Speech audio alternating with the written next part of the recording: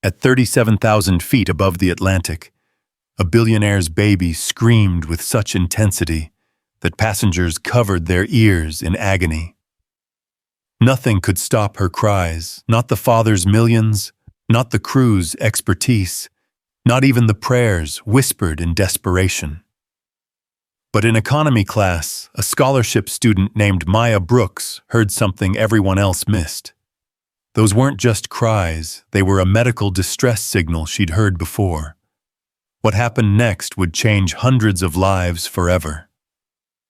Stay with me till the end and comment your city below. Let's see how far this story travels. The Atlantic stretched endlessly beneath Flight 447, a canvas of midnight blue, punctuated by moonlight, dancing on wave crests. Inside the Boeing 787's first-class cabin, luxury meant nothing. The plush leather seats, the champagne cooling in silver buckets, the soft ambient lighting, all of it was rendered meaningless by the piercing wails of an 8-month-old baby. Ethan Carter stood in the aisle, his 6'2" frame swaying with the gentle turbulence as he bounced his daughter Lila in increasingly desperate motions.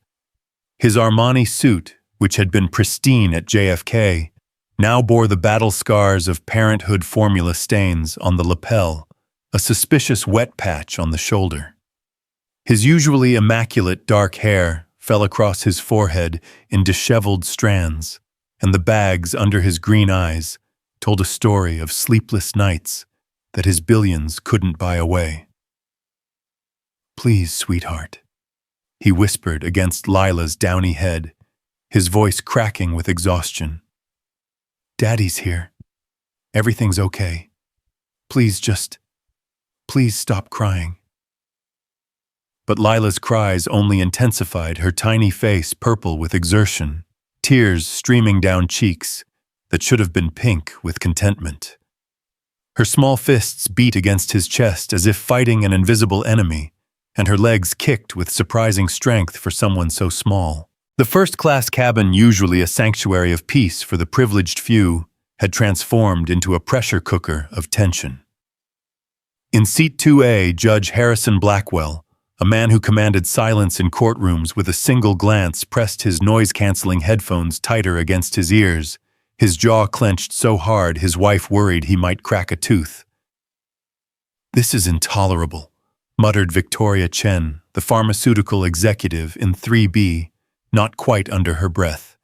She'd paid $12,000 for this seat, for the promise of rest, before her board meeting in London. Can't they do something? Give the child medication, something. Behind her, Barrett and Patricia Ashford exchanged knowing glances, the kind that long-married couples perfect over decades. Patricia reached over and squeezed her husband's hand. They'd raised 4 children now, all grown with babies of their own. They recognized the particular pitch of Lila's cries, the way they seemed to come from somewhere deeper than simple discomfort. "That's not a normal cry," Patricia whispered to Robert, her grandmother's intuition prickling. "That baby's in distress." "Not our business, Pat," Robert replied gently, though his eyes remained fixed on the struggling father. "Man's doing his best." But Ethan's best felt woefully inadequate. He'd built a tech empire from nothing, had negotiated with Fortune 500 CEOs, had once talked a jumper off the Golden Gate Bridge during his morning jog. But here, faced with his daughter's inexplicable anguish, he was just another helpless parent drowning in his own inadequacy. Clara Reeves, the senior flight attendant, approached with the practiced smile that never quite reached her eyes. Her uniform was impeccable, her blonde hair pulled back in a bun so tight it seemed to pull at her temples. She'd been flying first class for 15 years, had dealt with celebrities, politicians, and titans of industry. She knew how to handle difficult passengers, but a screaming baby that tested even her considerable patience. "Mr. Carter," she said, her voice honey-sweet with an undertone of steel. "Perhaps we could find a more private space. The galley area might—" "She's been crying for 2 hours," Ethan interrupted, his usual commanding voice reduced to a desperate plea. 2 hours, Ms. Reeves. I've tried everything. The bottle, the pacifier, walking, sitting, the white noise app the pediatrician recommended. Nothing works. Clara's smile tightened. I understand this must be difficult. Difficult. Ethan's voice rose, causing several passengers to look up. My wife died 3 months ago. 3 months. She was the one who knew how to do this. She could calm Lila with just a touch, just her voice. His voice broke. I'm failing her. I'm failing my daughter. The admission hung in the recycled air of the cabin like a confession in a cathedral. For a moment, even the most irritated passengers felt their anger soften. The pharmaceutical executive looked away. The judge removed his headphones. I'm very sorry for your loss, Mr. Carter, Clara said, her professional mask slipping for just a moment to reveal genuine sympathy. But we need to consider the comfort of all our passengers. Perhaps, what would you have me do? Ethan's eyes blazed with a mixture of grief and frustration. Stuff her in the overhead compartment. Drug her into silence. She's 8 months old, for God's sake. She's all I have left. Meanwhile, 30 rows back in economy, Maya Brooks sat wedged between a snoring businessman who'd claimed both armrests and a teenager whose music was so loud she could identify every beat despite his headphones. But neither bothered her. Her attention was entirely focused on the cries echoing from first class. Maya was 23, though. The responsibility she'd shouldered made her seem older. Her scholarship to Columbia had been her ticket out of a life of limitations, but it hadn't erased the memories. The long nights in the pediatric ward with her younger brother Jamie, learning to read every cry, every whimper, every subtle shift in breathing that might signal another crisis. She knew cries. She'd cataloged them in her mind, like other students memorized chemical formulas or historical dates. There were hungry cries, tired cries, angry cries, pain cries.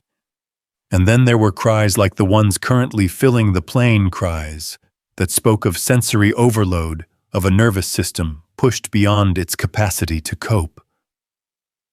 Poor thing, said Margaret Bennett, the elderly woman beside her.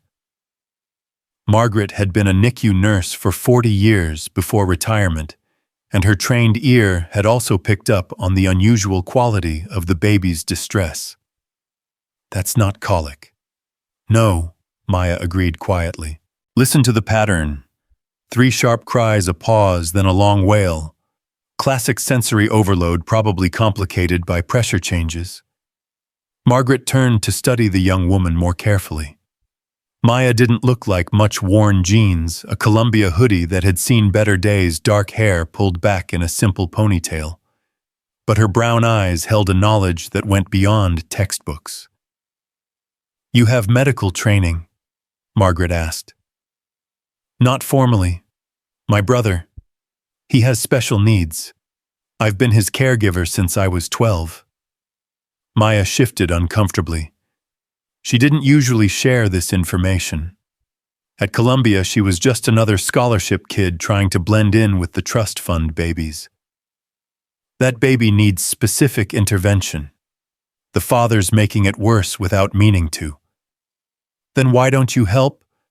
Maya laughed, but there was no humor in it. You see this curtain?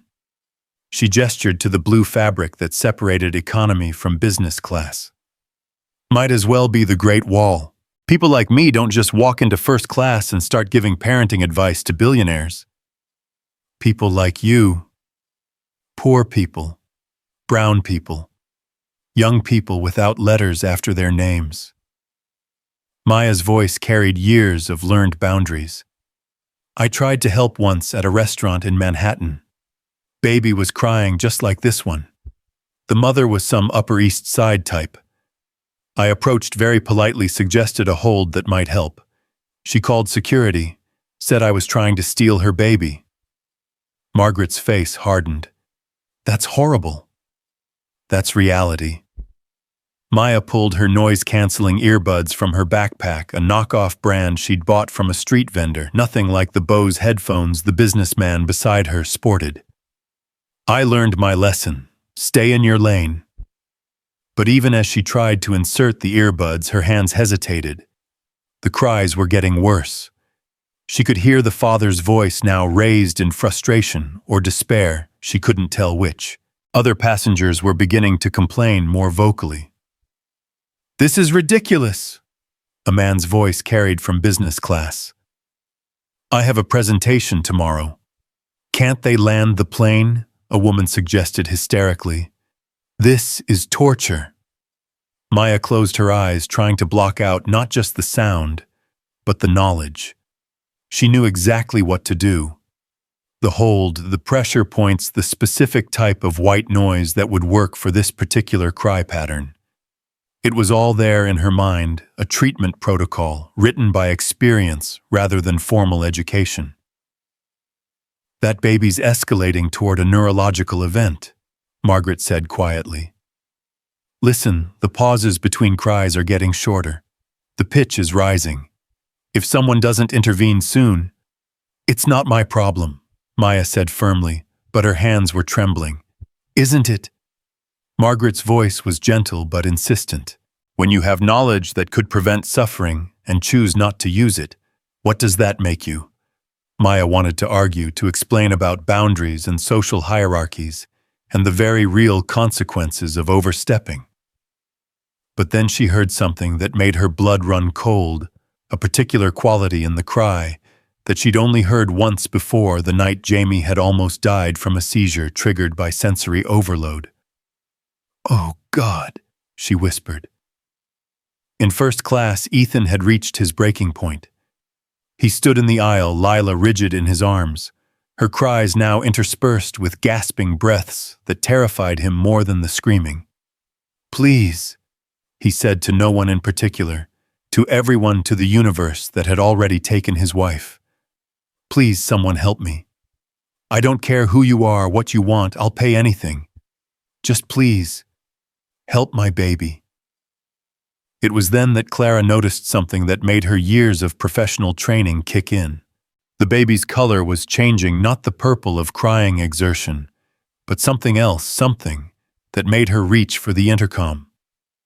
"Is there a doctor on board?" Her voice was calm but urgent. "We have a medical situation in first class. Any medical professional, please identify yourself to the crew immediately." The announcement sent a ripple of alarm through the plane. Passengers craned their necks, trying to see what was happening. In economy, Maya felt her heart hammering against her ribs. "No doctors have responded," Margaret observed after a long moment. "Maya, that baby needs help now." "I'm not a doctor. I'm not even a nurse. I'm just..." "You're someone who knows exactly what's wrong and how to fix it." Margaret pulled out a small notebook from her purse, leather-bound, expensive-looking. "This was my retirement gift from the hospital. 40 years of observations, techniques, everything I learned about reading distress in infants who can't speak for themselves. I was saving it for my granddaughter when she has children, but..." She pressed it into Maya's hands. "Knowledge means nothing if we don't use it to help others." Maya stared at the notebook, its weight both negligible and enormous in her hands. Through the curtain she could hear the father's voice, broken now, pleading with his daughter to breathe, to calm down, to come back to him.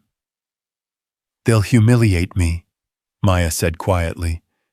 "They'll assume I'm trying to kidnap the baby or sue the airline or they'll let you save a child's life." Margaret stood up, her 5'0" frame radiating the authority of 4 decades in pediatric nursing. "And I'll be right beside you. They want to question your credentials. They'll have to go through me first." Maya looked at the notebook again, then at Margaret's determined face, then toward the curtain where a baby's cries were becoming increasingly irregular. She thought of Jamie, of all the nights she'd soothed him, when doctors said there was nothing more to be done. She thought of her mother, who'd died believing Maya would use her hard-won knowledge to make a difference. "If they arrest me, you're paying my bail," Maya said, standing up. Margaret smiled. "Deal." Together they walked toward the curtain. Clara intercepted them immediately, her professional smile replaced by a stern expression. "I'm sorry, but first class is... That baby is heading toward a sensory-induced seizure," Maya said, surprising herself with the authority in her voice. "Listen to the cry pattern. It's textbook sensory processing disorder complicated by altitude pressure and probably reflux. I can help." Clara's eyes narrowed. "Are you a medical professional?" "She's been managing complex pediatric sensory issues for over a decade," Margaret interjected smoothly. "I'm Margaret Bennett, former head of NICU at Presbyterian. I vouch for her expertise." It was a slight exaggeration. Margaret had been a senior nurse, not the head, but her tone brooked no argument. Clara hesitated, caught between protocol and the increasingly desperate situation behind her. "Mr. Carter has not requested—" "Yes, I have," Ethan's voice cut through their discussion. He'd heard the exchange had moved closer to the curtain, with Lila still screaming in his arms. His eyes were wild, desperate. "I don't care if she's a janitor or a Nobel laureate. Can you help my daughter?" Maya stepped through the curtain, a boundary she'd never thought she'd cross, and into first class. The space was impossibly luxurious compared to economy, but she barely noticed. Her entire focus was on the baby in the billionaire's arms. "May I?" She held out her hands. Ethan hesitated for just a moment. This young woman in worn clothes, looking barely old enough to have graduated college, but something in her eyes, a calm certainty, made him carefully transfer Lila into her arms. The baby was rigid, her little body locked in a pattern Maya recognized immediately. Without hesitation, she shifted Lila into a position she'd perfected with Jamie face down along her forearm, what she called the tiger hold, with specific pressure points supported. "She's overstimulated," Maya explained, her voice calm and instructional. "The lights, the sounds, the pressure changes, her nervous system can't process it all. We need to give her deep pressure input to reset her sensory system." She began a rhythmic patting on Lila's back, not gentle but firm, purposeful. With her other hand, she applied steady pressure to the baby's temples in a circular motion. The cries continued, but something in their quality began to change. "What are you doing?" Ethan asked, hovering anxiously. "It's called proprioceptive input. Her body needs to know where it is in space.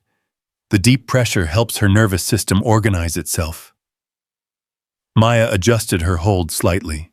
"Do you have a muslin blanket, thin fabric?" Clara, who'd been watching with skepticism, quickly produced one from the baby supplies kit. Maya, still maintaining the hold and rhythm, instructed Ethan to drape it over Lila's head, creating a dim cave. "Now I need you to do something that might seem strange," Maya said to Ethan. "I need you to hum. Low frequency, steady. Not a song, just a single note." What?" "She knows your voice. It's probably the only familiar thing in her world right now. But talking is too complex for her overloaded system. Humming gives her an anchor without additional processing demands." Ethan looked skeptical, but desperation won. He began to hum awkwardly at first, then finding a steady low tone. Maya nodded approvingly and adjusted her own movements to match his rhythm. The change wasn't immediate, but it was noticeable. Lila's rigid body began to soften slightly. The screams became cries, the cries became whimpers. Around them, the first-class cabin held its collective breath. "Good," Maya said softly. "Now I'm going to show you something called the koala hold. It's going to look weird, but trust me." She carefully repositioned Lila, placing the baby chest to chest with her, but with Lila's arms and legs wrapped around her torso, like a koala clinging to a tree. Then she began what looked like an exaggerated slow dance, swaying with deep rhythmic movements. The vestibular input, the motion helps reset her sensory system, she explained to the watching crowd. Combined with the deep pressure and the controlled auditory input from the humming, we're essentially giving her nervous system a reboot. Judge Blackwell had abandoned all pretense of not watching. The pharmaceutical executive was recording on her phone. The Ashfords held hands, Patricia wiping tears from her eyes. For 10 minutes, Maya continued the intervention, making tiny adjustments based on Lila's responses. She had Ethan continue humming, then taught him to take over the hold. His large hands were clumsy at first, but Maya guided him with patient precision. Feel her breathing match it. Your heartbeat is probably the first sound she ever heard. Let her feel it now. As Ethan took over, something magical happened. Lila gave a shuddering sigh and melted against her father's chest. Her eyes, red and swollen from crying, began to drift closed. The silence in the cabin was so complete you could hear the hum of the engines. "How?" Ethan whispered, as if speaking too loudly might break the spell. "We've seen 3 specialists. None of them could tell us what was wrong. Because they were looking for something medical to fix," Maya replied, stepping back now that the crisis had passed. "Sometimes it's not about fixing. It's about understanding. Your daughter processes sensory input differently. It's not a flaw or a disease. It's just how she's wired. You saved her. You saved us." Ethan's eyes were wet with tears he didn't bother to hide. "What's your name?" "Maya. Maya Brooks." "Well, Maya Brooks, I don't know how to thank you. He stopped suddenly, taking in her appearance, the economy class boarding pass sticking out of her pocket. "You're not from first class." Clara stepped forward, her expression stern again. "No, Mr. Carter. She violated airline protocol by entering the premium cabin without authorization. I'm afraid I'll have to—" "You'll have to what?" Margaret Bennett stepped forward, her small frame radiating indignation. "Report that a passenger provided emergency medical assistance that your crew couldn't offer. I'm sure that will look wonderful in the inevitable lawsuit, when Mr. Carter sues for your failure to have adequate medical support on board." The pharmaceutical executive lowered her phone. "I have the whole thing recorded. This young woman is a hero. She saved that baby when no one else could. She's a scholarship student," Margaret added proudly, as if Maya were her own granddaughter. "Columbia University, working her way through school while developing expertise that your expensive specialists apparently lack." Ethan looked at Maya with new interest and respect. "Columbia, what are you studying?"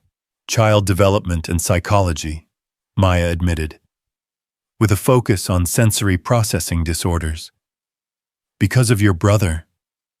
Maya stiffened. She hadn't mentioned Jamie.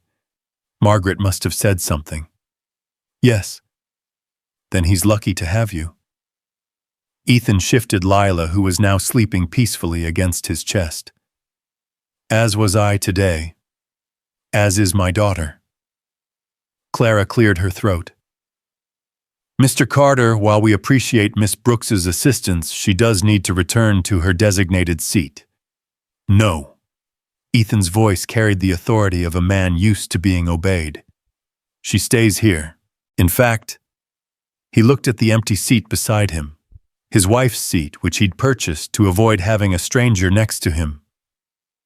"She sits here for the rest of the flight." "Mr. Carter, that's not—" "How much does a first-class upgrade cost London flight last minute?" Clara swallowed. "Approximately $8,000, sir." Ethan pulled out his phone, typed quickly despite holding Lila. "Done. Charged to my account. Miss Brooks is now a first-class passenger. Any objections?" Clara's mouth opened and closed like a fish. Around them, several first-class passengers began to applaud. Judge Blackwell stood up, his imposing figure commanding attention. "Young lady," he said to Maya, "I've presided over thousands of cases, seen every kind of human behavior.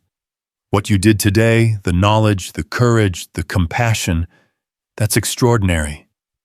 Don't let anyone," he looked pointedly at Clara, "tell you otherwise." Maya felt overwhelmed. 30 minutes ago, she'd been invisible in economy, trying to mind her own business.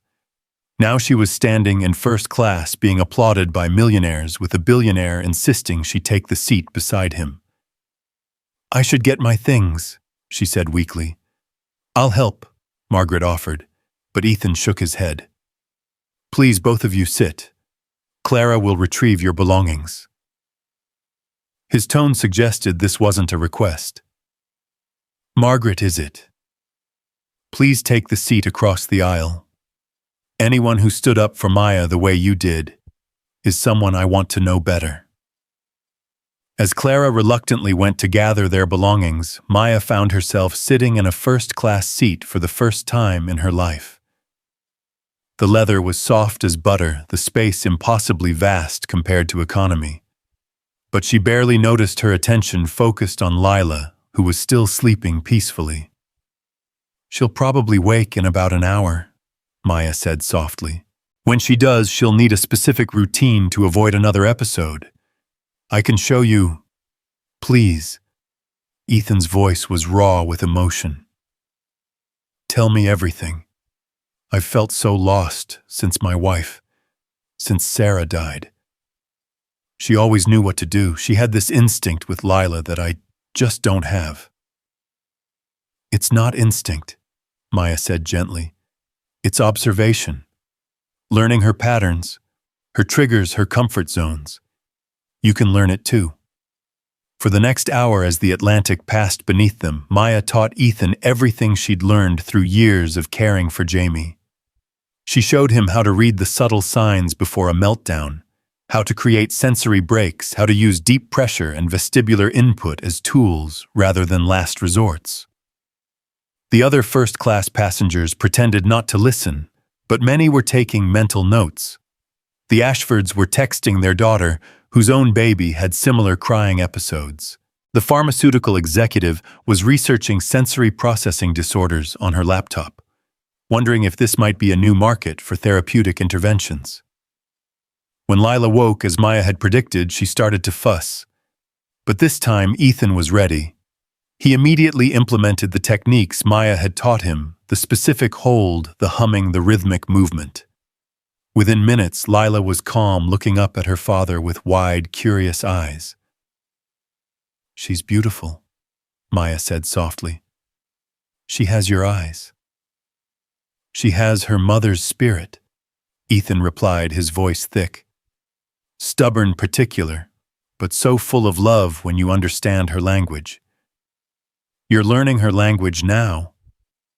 Ethan was quiet for a moment, then asked, "What about your brother Jamie? Tell me about him."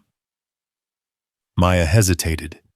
She rarely talked about Jamie to strangers, but something about this moment, this strange bubble of intimacy at 37,000 feet, made her open up. "He's 16 now. Autism spectrum sensory processing disorder, a heart condition that required multiple surgeries as a baby.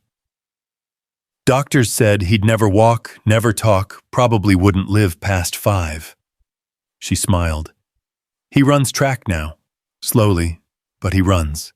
He's learning coding.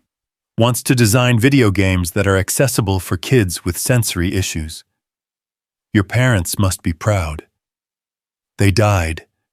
Car accident when Jamie was 8, I was 15. Maya's voice was matter-of-fact. She'd told this story enough times that it no longer cut as deep. "I became his legal guardian at 18. The scholarship to Columbia was our ticket to a better life." Ethan stared at her. "You've been raising a special needs teenager while attending Columbia. And working 3 jobs, Margaret chimed in from across the aisle. She'd been reading Maya's notebook, the one she'd given her. "This is remarkable. These observations, these techniques, Maya, you should be publishing this." Maya laughed. "In what journal? Insights from a nobody, how poverty taught me what medical school didn't." "Why not?" Ethan's voice was serious. "Your experience, your perspective, it's valuable. More than valuable. It's necessary." Before Maya could respond, there was a commotion from business class. Another baby had started crying, the sympathetic response Maya had been expecting. Once one baby started, others often followed, especially in the confined space of an airplane. "I should—" Maya started to stand, but Ethan caught her arm gently. "Only if you want to. You don't owe anyone your expertise." Maya looked at him, this billionaire, who an hour ago had been just another desperate parent, and saw something she recognized, the bone-deep exhaustion of carrying more than you thought you could bear, the isolation of being responsible for someone who couldn't tell you what they needed. "Actually," she said, "I think I do. We all owe each other what we can give." She stood and walked back through the curtain, not skulking this time, but with purpose. The crying baby's parents looked up hopefully. "I couldn't help but hear," Maya said simply. "Would you like some help?"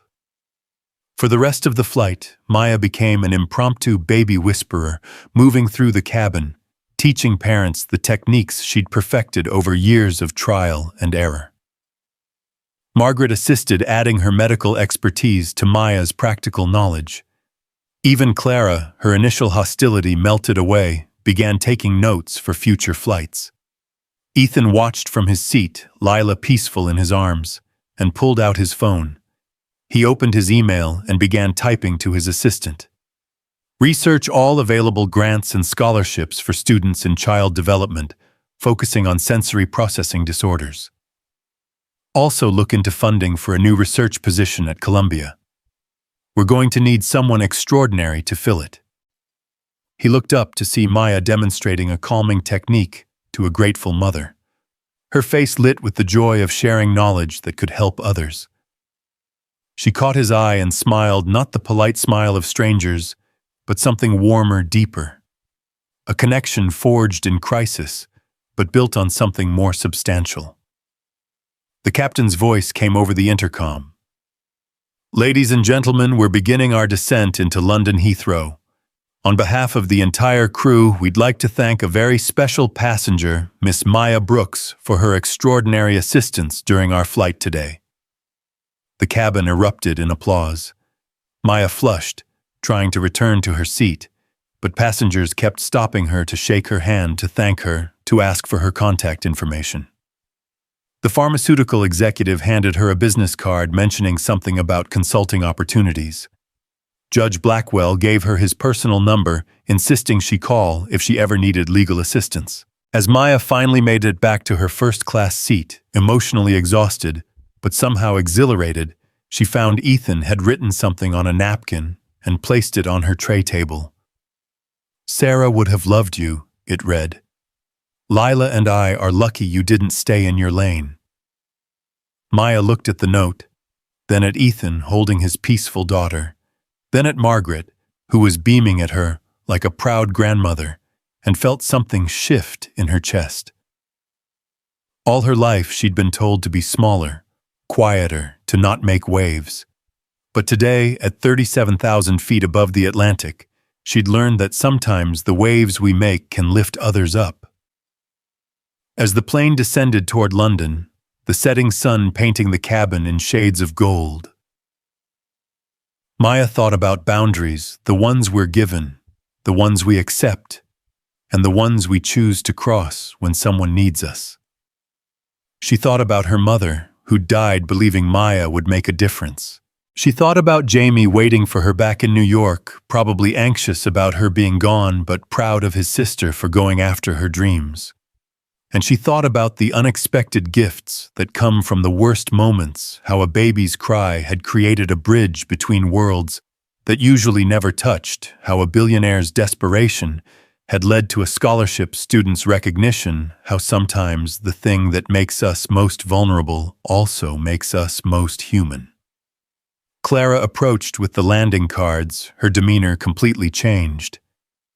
"Miss Brooks," she said formally, then softened.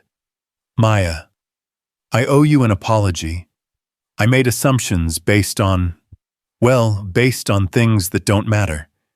You showed more grace and competence than I've seen in 20 years of flying." "We all have our lanes," Maya replied, but not unkindly. "Sometimes we just need to remember that they're parallel, not hierarchical." Clara nodded, understanding. "The captain would like to speak with you after we land. Several passengers have already contacted the airline about commending you. I suspect you'll be hearing from our corporate office about consultation opportunities." As the wheels touched down at Heathrow, Ethan turned to Maya. "I have a car waiting. You probably have somewhere to be, but if you don't, Lila and I would be honored if you'd join us for dinner. I'd like to hear more about Jamie, about your research, about everything." Maya hesitated. She'd planned to take the tube to her hostel, eat a sandwich from a corner shop, review her notes for the conference presentation. Tomorrow, the whole reason for this trip.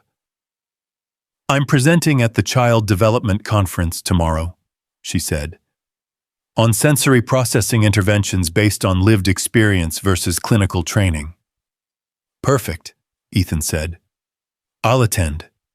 Lila could use the exposure to that environment with someone who understands her needs. And Maya—" He paused, his voice sincere. "Thank you, not just for helping Lila, but for reminding me that expertise comes in many forms, that sometimes the most valuable knowledge comes from those who've lived it, not just studied it." As they prepared to disembark, Maya realized that this flight, which had started as just another journey from point A to point B, had become something else entirely. A reminder that every skill we develop through struggle has value, that every boundary between us is more permeable than we think, that sometimes a cry for help is also an invitation to connect. The plane doors opened to a London evening, cool and promising. Ethan stood Lila secure in a carrier against his chest and offered Maya his hand to help her up, not because she needed it, but as a gesture of respect, of partnership, of recognition. And Maya took it, stepping forward into whatever came next, knowing that she'd already crossed the most important boundary, of all, the one that told her she didn't belong, that her knowledge wasn't valid, that her experience didn't matter. Behind them, Margaret gathered her things, tucking the notebook back into her purse with a satisfied smile. Sometimes, she thought, the universe put you exactly where you needed to be. Today, that had been seat 42, sitting next to a young woman who just needed someone to believe in her enough to help her believe in herself. As the first-class passengers filed off the plane, each carrying their own story of the flight, the ripple effects were already beginning. The judge would tell his wife about the young woman who taught him that expertise doesn't always come with credentials.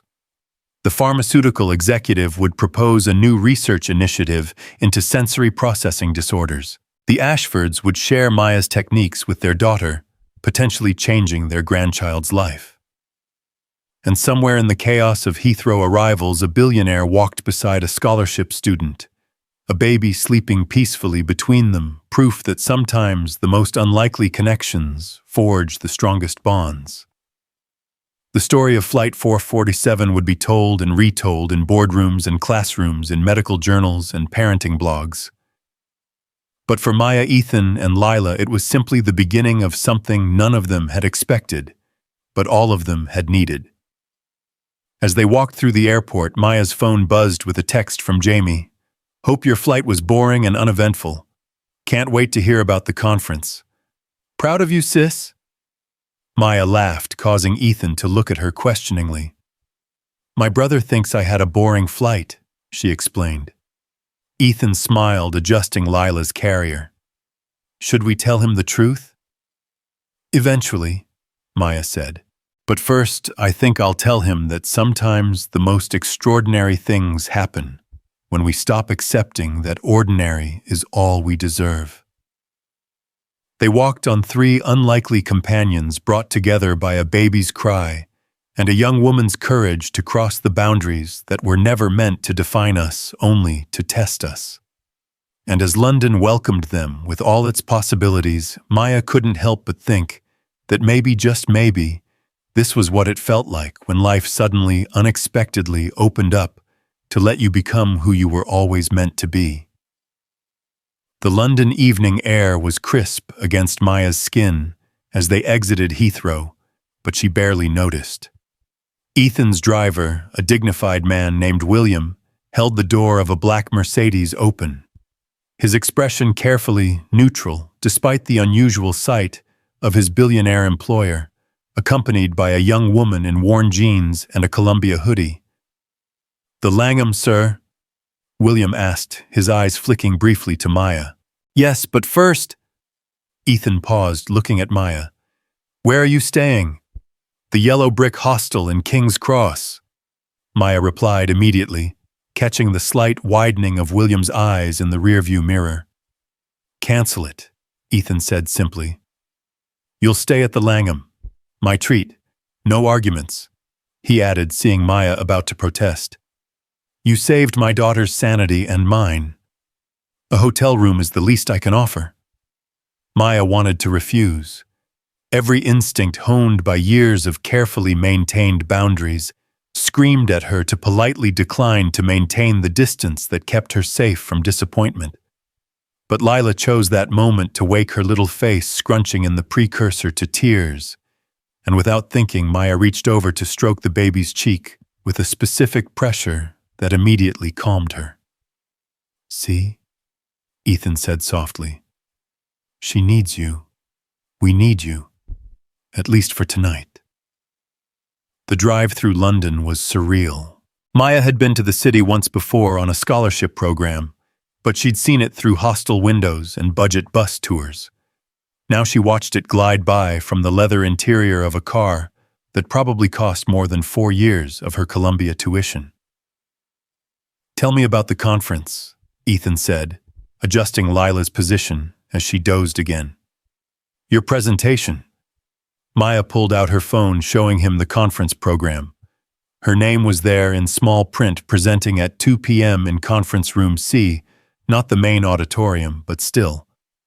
"It's about challenging the traditional medical model of sensory processing disorders, basically arguing that lived experience and observational learning can be as valuable as clinical training." "More valuable in some cases," Ethan said, thinking of the 3 specialists who'd examined Lila and found nothing wrong. "What made you choose this topic?" "Jamie," Maya said simply. "When he was diagnosed, every expert had a different opinion, different treatments, different medications. But none of them really saw him. They saw symptoms, disorders, deficits. I saw my brother who needed specific things at specific times in specific ways. Once I started trusting what I observed over what they prescribed, everything changed." The Langham loomed before them, all marble and crystal and doormen in gold-trimmed uniforms. Maya's stomach clenched. She'd walked past places like this, had sometimes wondered what kind of people stayed in such hotels. Now she was about to find out. "Mr. Carter." The concierge greeted them warmly, his eyes professionally sliding over Maya without judgment. "Your usual suite is ready. Shall I have housekeeping prepare the adjoining room?" "Please," Ethan replied, then to Maya. "Unless you'd prefer your own floor, I don't want to presume." "Adjoining is fine," Maya said quickly, not wanting to seem ungrateful. The truth was, she didn't want to be too far from Lila, a protective instinct that surprised her. The suite was overwhelming.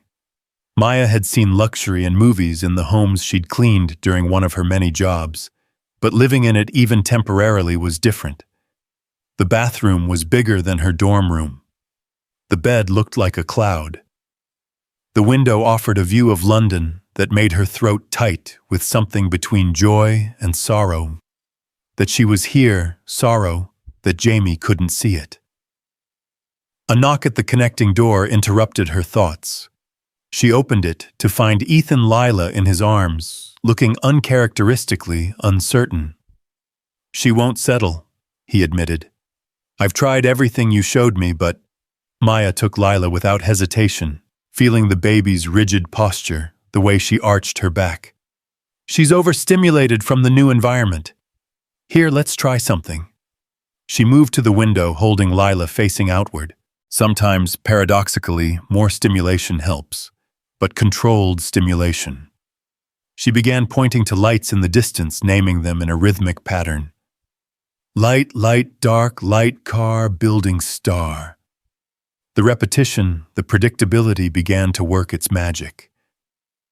Lila's body softened. "How do you know these things?" Ethan asked, watching in amazement. "Trial and error. Hundreds of nights with Jamie when nothing in the textbooks worked."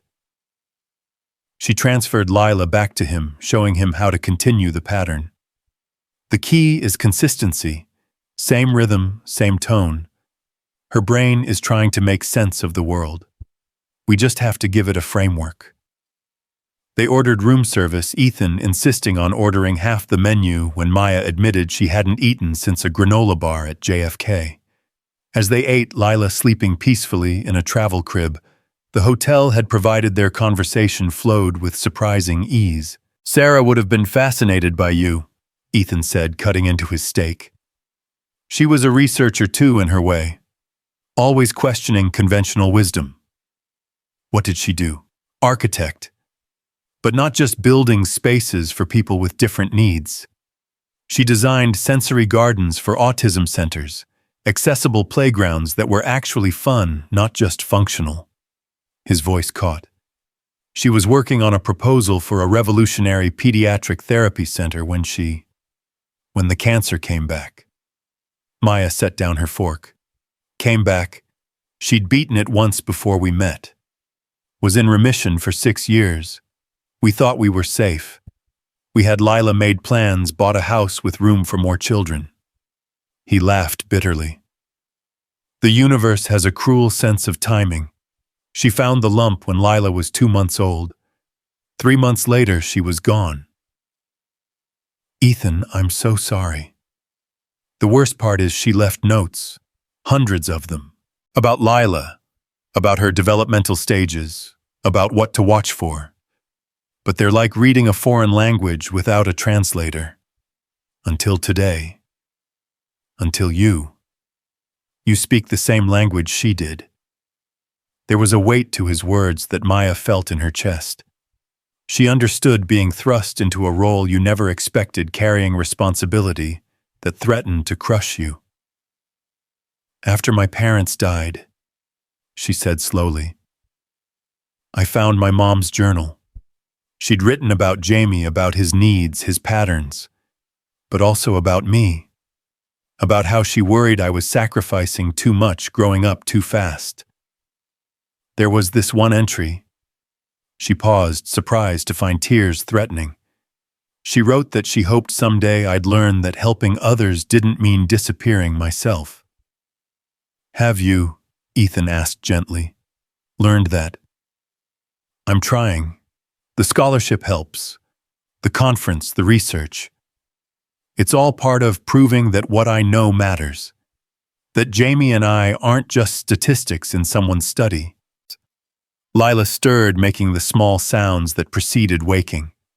Both adults turned toward her, and Maya was struck by the synchronicity of their movement, like parents who'd been doing this together for years instead of strangers who'd met 6 hours ago. "I should let you sleep," Maya said, standing. "The conference starts early tomorrow." "Maya, wait." Ethan stood too, seeming to wrestle with something. "I need to ask you something, and please don't feel obligated to say yes. But would you consider being Lila's nanny, temporarily just through your summer break? I know you have your studies, your brother, but I could make it worth your while. Enough to cover your expenses for the year, help with Jamie's care." Maya's first instinct was to be offended.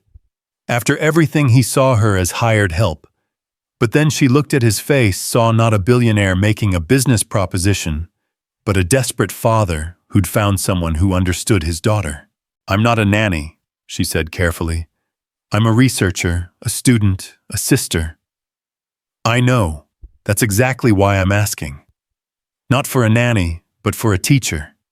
Someone who can help me understand Lila the way you do. Someone who can help her navigate the world without losing herself in it." Before Maya could respond, her phone rang. Jamie's ringtone, the Doctor Who theme he'd programmed himself. "Hey, buddy," she answered, walking to the window for privacy. "It's late there, why aren't you slow down? What happened?" Ethan watched her face change, saw her free hand clench into a fist. "No, Mrs. Rodriguez did the right thing calling 911. I'll get the next flight home. Tell her I'll pay her back for the ambulance." "Yes, Jamie. I promise I'm not mad. These things happen. I love you too." She hung up her hand, shaking slightly.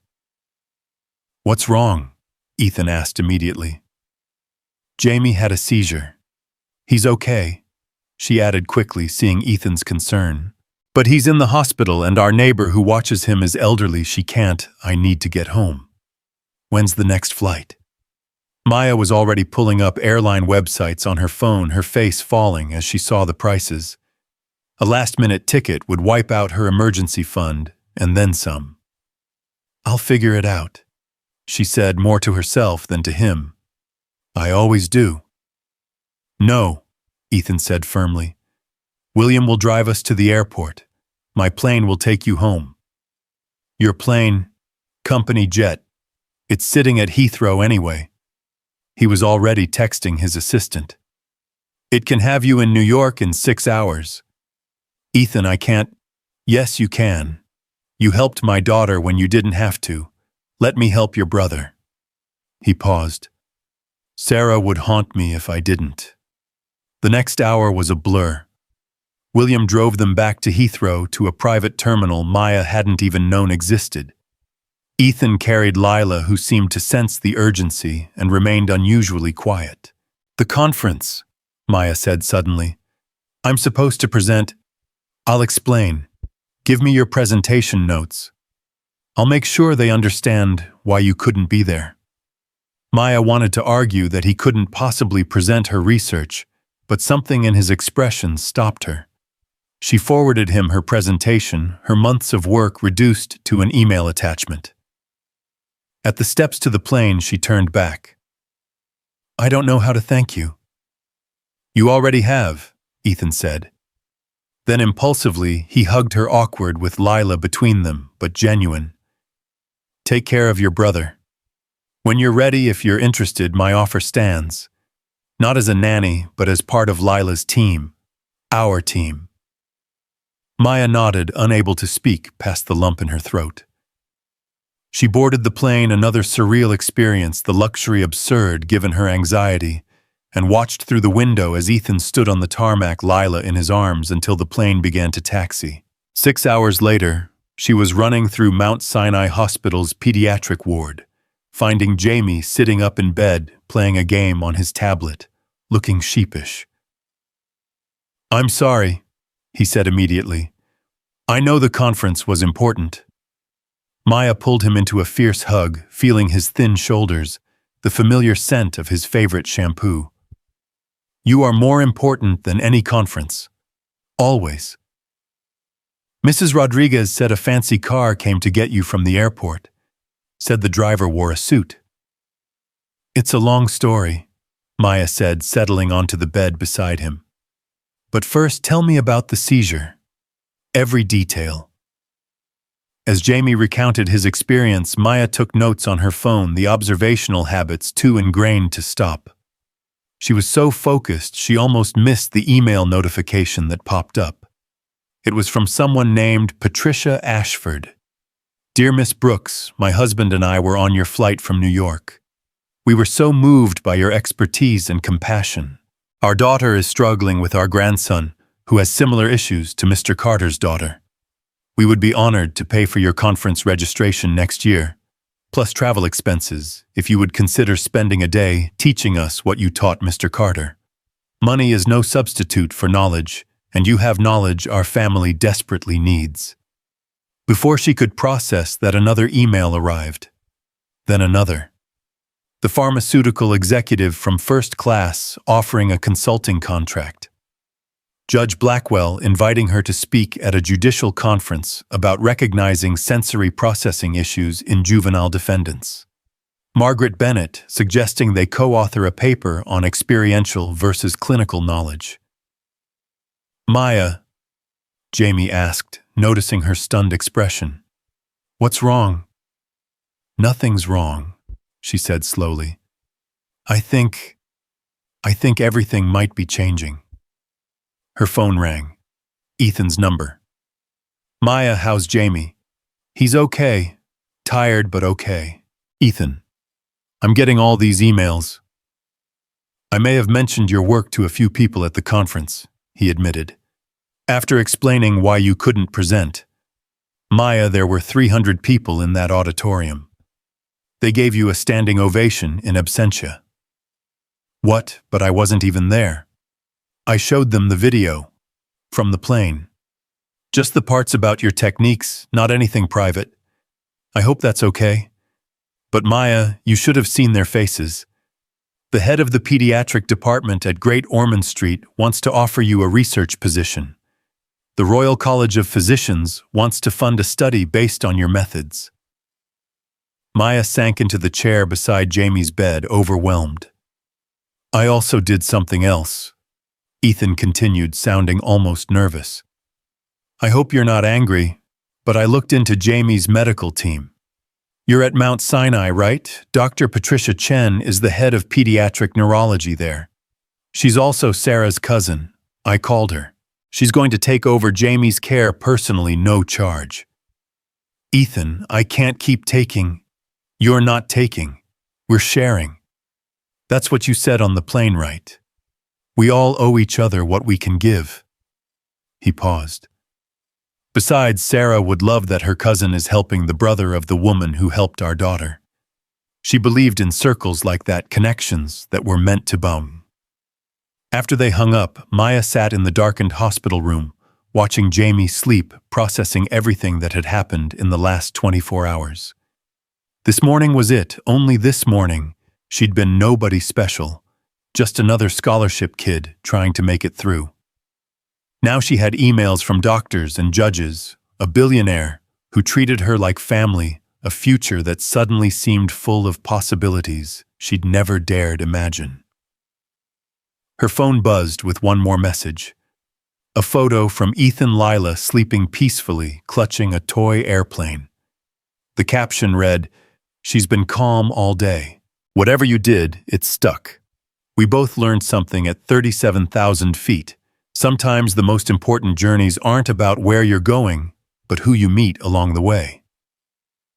Maya looked at Jamie, thought about all the nights she'd spent learning his signals, developing techniques born of necessity and love.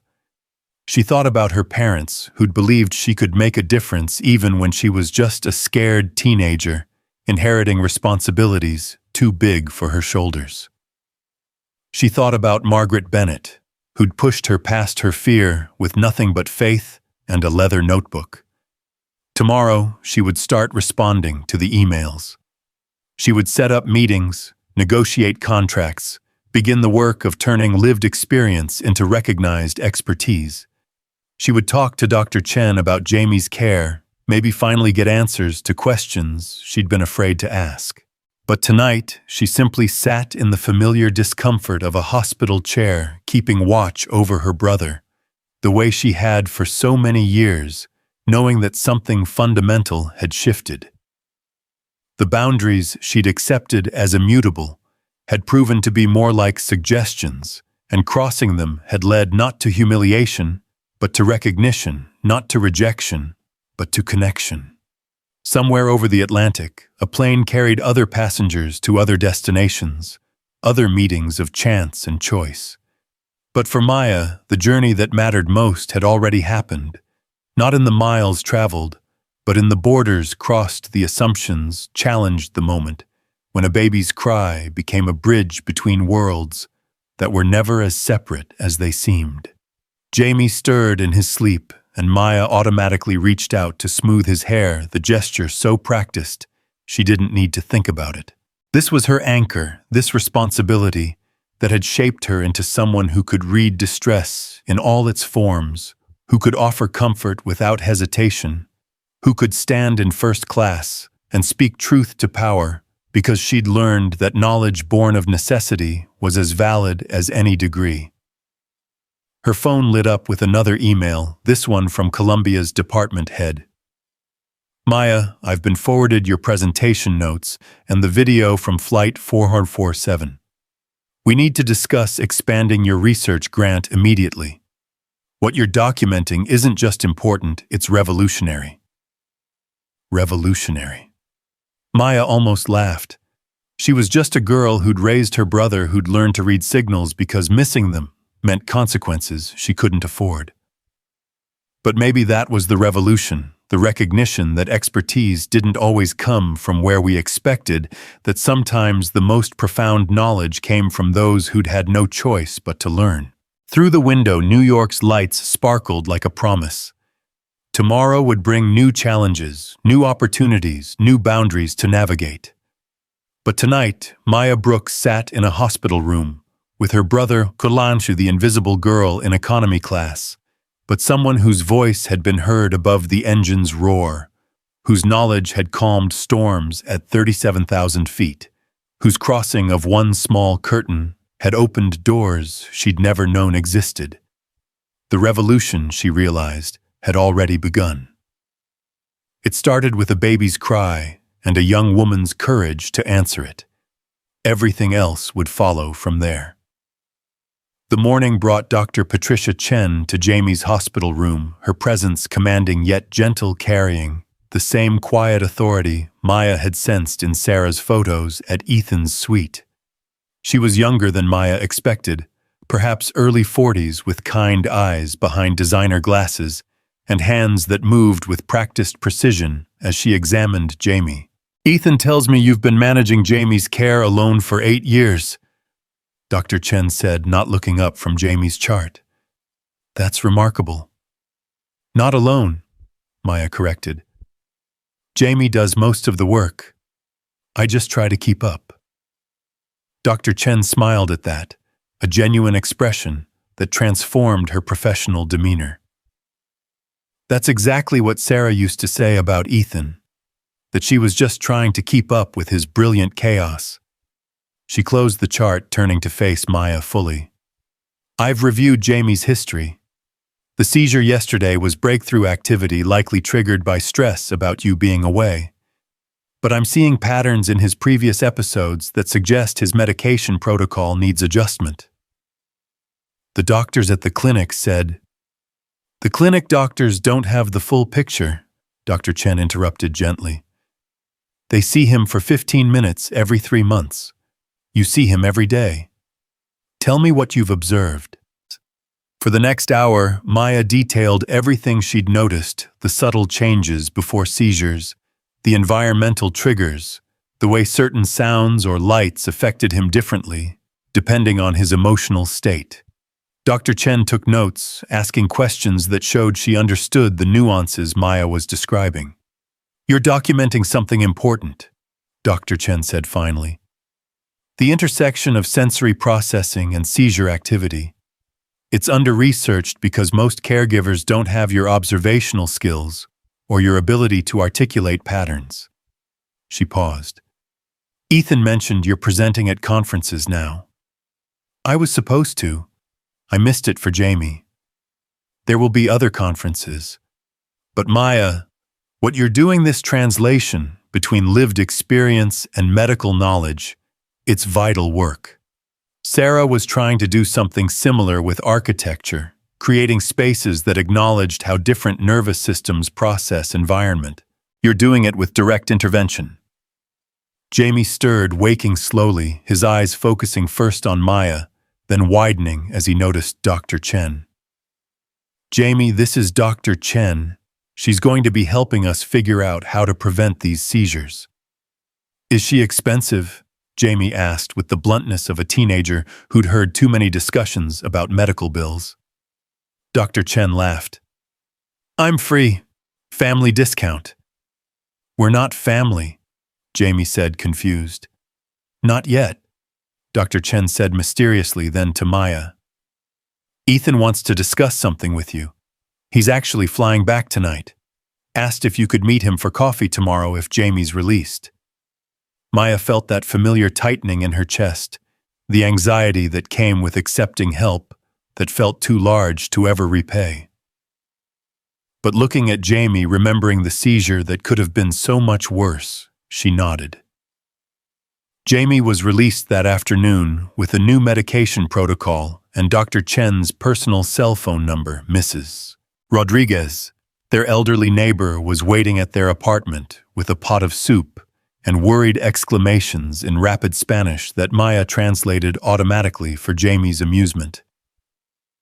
She says you scared her 10 years off her life, Maya interpreted, hugging the older woman, and that she's too old to lose any more years. Their apartment felt smaller after the hotel suite, but also more real, more theirs.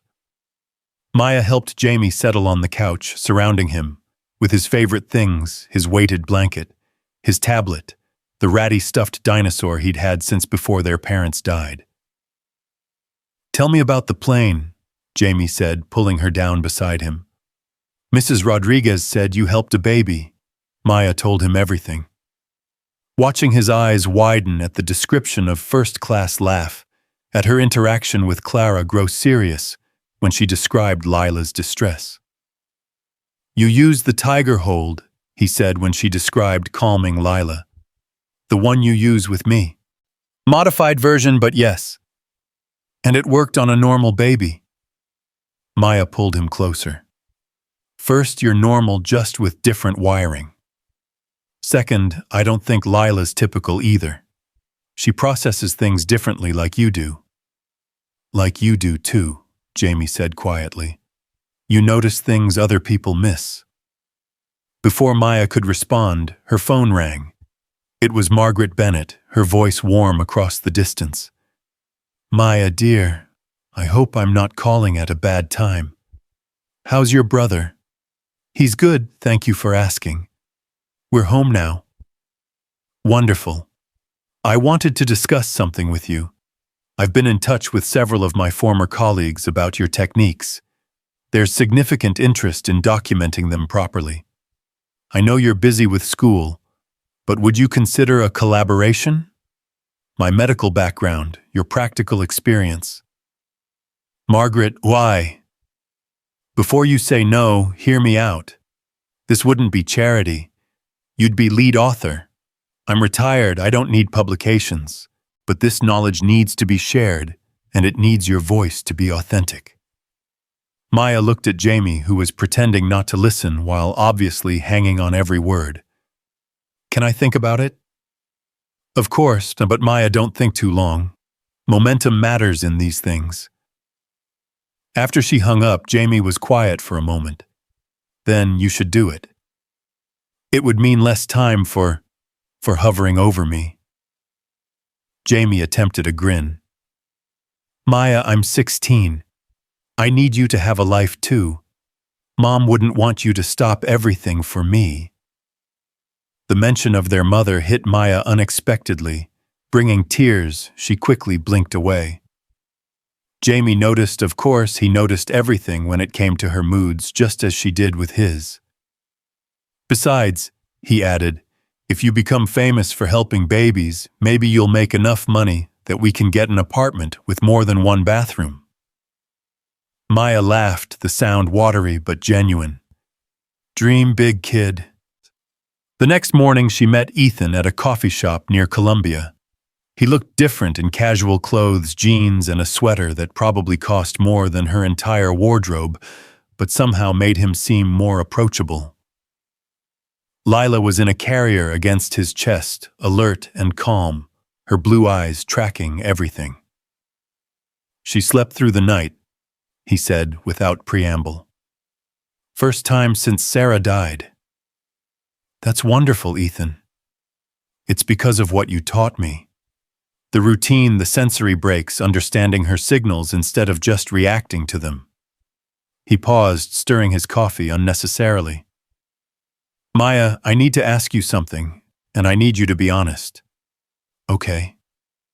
Do you think I'm trying to replace Sarah by asking you to help with Lila? The question caught Maya off guard. She looked at him, really looked, saw the grief that still shadowed his eyes, the weight he carried in the set of his shoulders. No, she said firmly. I think you're trying to understand your daughter in a way that honors what Sarah would have wanted. There's a difference between replacing someone and accepting help to continue their legacy. Ethan's relief was visible. Dr. Chen Patricia, she said something similar. She also said Jamie's response to the new protocol is remarkable. He had a good night. First one in weeks without night terrors. Maya, I want to propose something.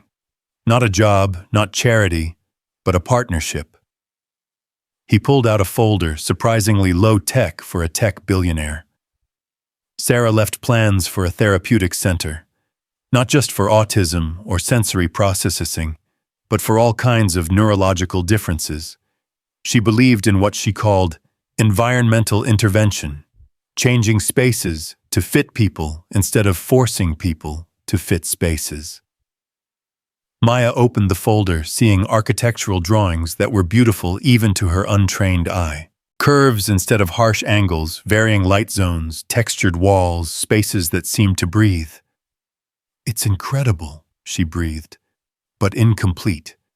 Sarah understood space, but she didn't fully understand the people who would use these spaces. You do.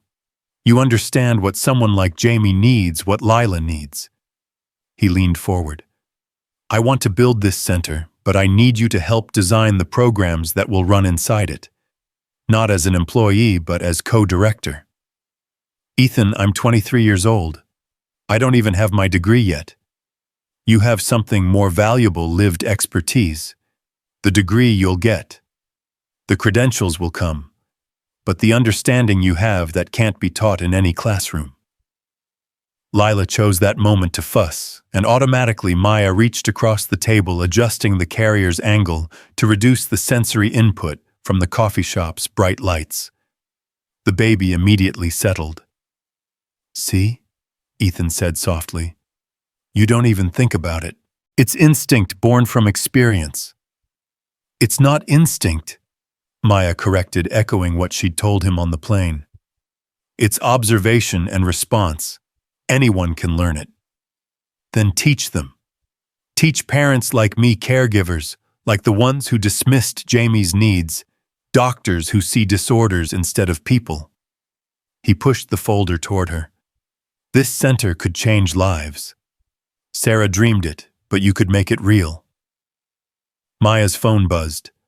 A text from Jamie. Dr. Chen is here for follow-up. She's cool. Says hi to her cousin. I need to think, Maya said, though her heart was already racing with possibilities. Of course, but Maya, while you're thinking, know this, you've already changed our lives. Lila and mine. Whatever you decide, that's true. They parted outside the coffee shop, Ethan heading to his office, Maya to class. Though concentrating on her professor's lecture about child development theory felt absurd when she'd just been offered the chance to put theory into revolutionary practice. Her phone rang as she was leaving campus. An unknown number with a London prefix. Miss Brooks, this is Dr. Reginald Worthington from Great Ormond Street Hospital. I was at the conference yesterday when Mr. Carter presented your work. I wonder if you might have time for a video call. We're very interested in your approach. The next few days blurred together. Video calls with doctors in London, emails from researchers around the world, a formal collaboration proposal from Margaret Bennett that made Maya's head spin with its implications. Through it all, she maintained her routine, getting Jamie to school, attending her own classes, working her evening shift at the campus library. It was there, reshelving books in the child psychology section, that Clara Reeves found her. Maya almost didn't recognize the flight attendant, without her uniform dressed in jeans and a soft pink sweater, her face uncertain. "How did you—" "Mr. Carter told me you worked here. I hope that's okay. I needed to apologize properly." "You already apologized on the plane." "No, I made excuses on the plane." Clara sat down on a nearby study chair, looking older and more tired than she had at 37,000 feet. "I've been flying for 15 years, Maya. 15 years of maintaining boundaries, of keeping first class and economy separate, of believing that's how things should be. You challenged everything I thought I knew about value and worth and who deserves to be heard." Maya shelved another book, giving Clara time to continue. "I have a son," Clara said quietly. "He's 12, recently diagnosed with ADHD and sensory processing issues. I've been so angry thinking he was just difficult, that he wasn't trying hard enough. Watching you with that baby, hearing you explain, I realized I've been failing him the same way I failed you, seeing defiance where there's distress, laziness where there's overwhelm." "It's not too late," Maya said, sitting down across from her. 12 is young. His nervous system is still developing, still adaptable. Could you teach me what you did on the plane? I can pay. I don't want your money," Maya said, then softened her tone. "But I could use your help with something else." She told Clara about the center, about Ethan's proposal, about her own uncertainty. "You're afraid," Clara observed. "Terrified. I'm good at one-on-one intervention, at reading individual patterns. But a whole center programs, that's different." "No, it's not." Clara leaned forward. "On that plane, you didn't just help Lila. You taught Ethan, you taught me, you taught every parent watching. You created a ripple effect of understanding. That's what this center would do, create ripples." "What if I fail? What if I'm not ready?" Clara smiled, the expression transforming her face. "What if you succeed? What if you are?" That night, Maya found Jamie in his room working on his coding project, the accessible video game he'd been designing for kids like himself.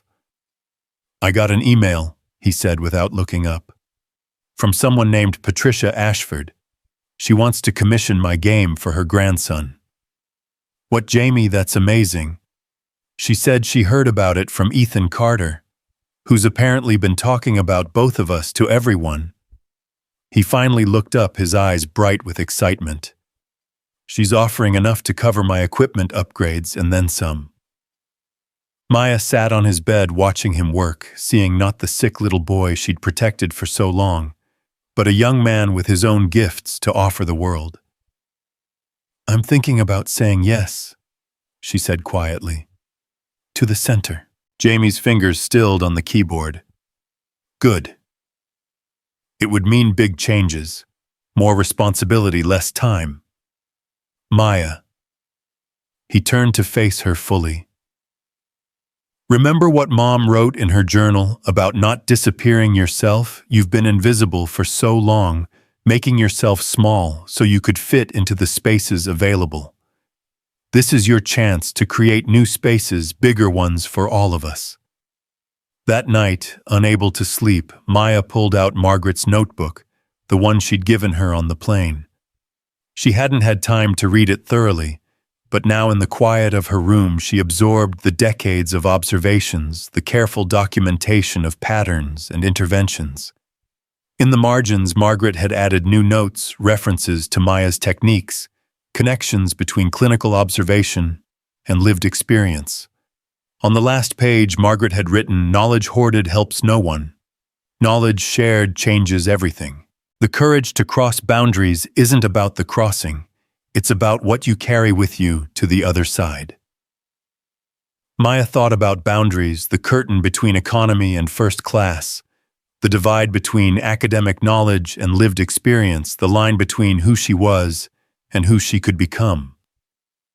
Every boundary she'd crossed had been terrifying, but each crossing had revealed that the boundary itself was more perception than reality. She opened her laptop and began to type, "Dear Ethan, I've thought about your proposal. The answer is yes, with conditions. This center won't just be about intervention, it will be about recognition.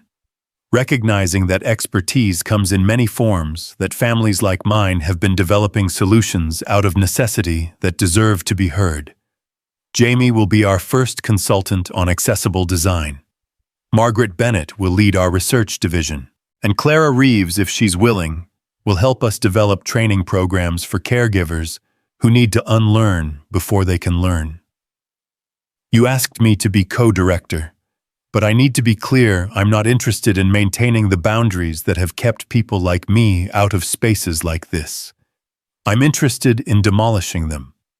If you're ready for that kind of revolution, then yes. Let's build something extraordinary." She hit send before she could second-guess herself, then lay back in bed, listening to the sounds of the city through her window. Somewhere Lila was probably sleeping peacefully, her nervous system finally finding rhythm. Somewhere Clara was perhaps looking at her son with new eyes. Somewhere all the parents from the plane were trying the techniques Maya had taught them, discovering that their difficult children were just differently wired. The revolution had begun at 37,000 feet, but it wouldn't end there. It would continue in the center, they would build in the papers, she would write with Margaret, in the programs that would teach parents and caregivers that behavior was communication, that distress had logic, that every cry deserved to be heard and understood. Her phone buzzed. Ethan's response was immediate and simple. "Revolutionary it is. Sarah would be so proud. I know I am." Maya smiled in the darkness, thinking of her mother, of Sarah, whom she'd never met but felt she knew, of all the parents struggling with children they didn't understand, of all the children trying to exist in a world not built for their nervous systems. Change started with single moments of courage, the decision to stand up, to speak out, to cross boundaries that seemed fixed but proved fluid. On Flight 447, Maya had found her voice above the engine's roar. Now she would use that voice to ensure others were heard too. The fear was still there, fear of failure, of not being enough, of the responsibility she was taking on. But alongside it was something stronger, the knowledge that she had already succeeded in the hardest task of all. She had made herself visible, had claimed her expertise, had proven that sometimes the most profound knowledge came from those who'd had no choice but to learn. Tomorrow would bring contracts, to review plans, to make a future, to build. But tonight, Maya Brooks lay in her small apartment, no longer the girl who'd been afraid to cross into first class, but a young woman who understood that every boundary crossed made the next crossing easier, that every voice raised made silence less acceptable, that every child understood made the world a little less overwhelming for all the children who would come after. The revolution wasn't just beginning.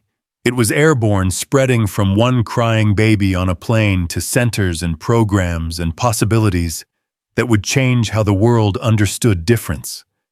And at the center of it all was a 23-year-old who'd learned that expertise wasn't about degrees or credentials, but about seeing clearly, responding with compassion, and having the courage to insist that what you knew mattered.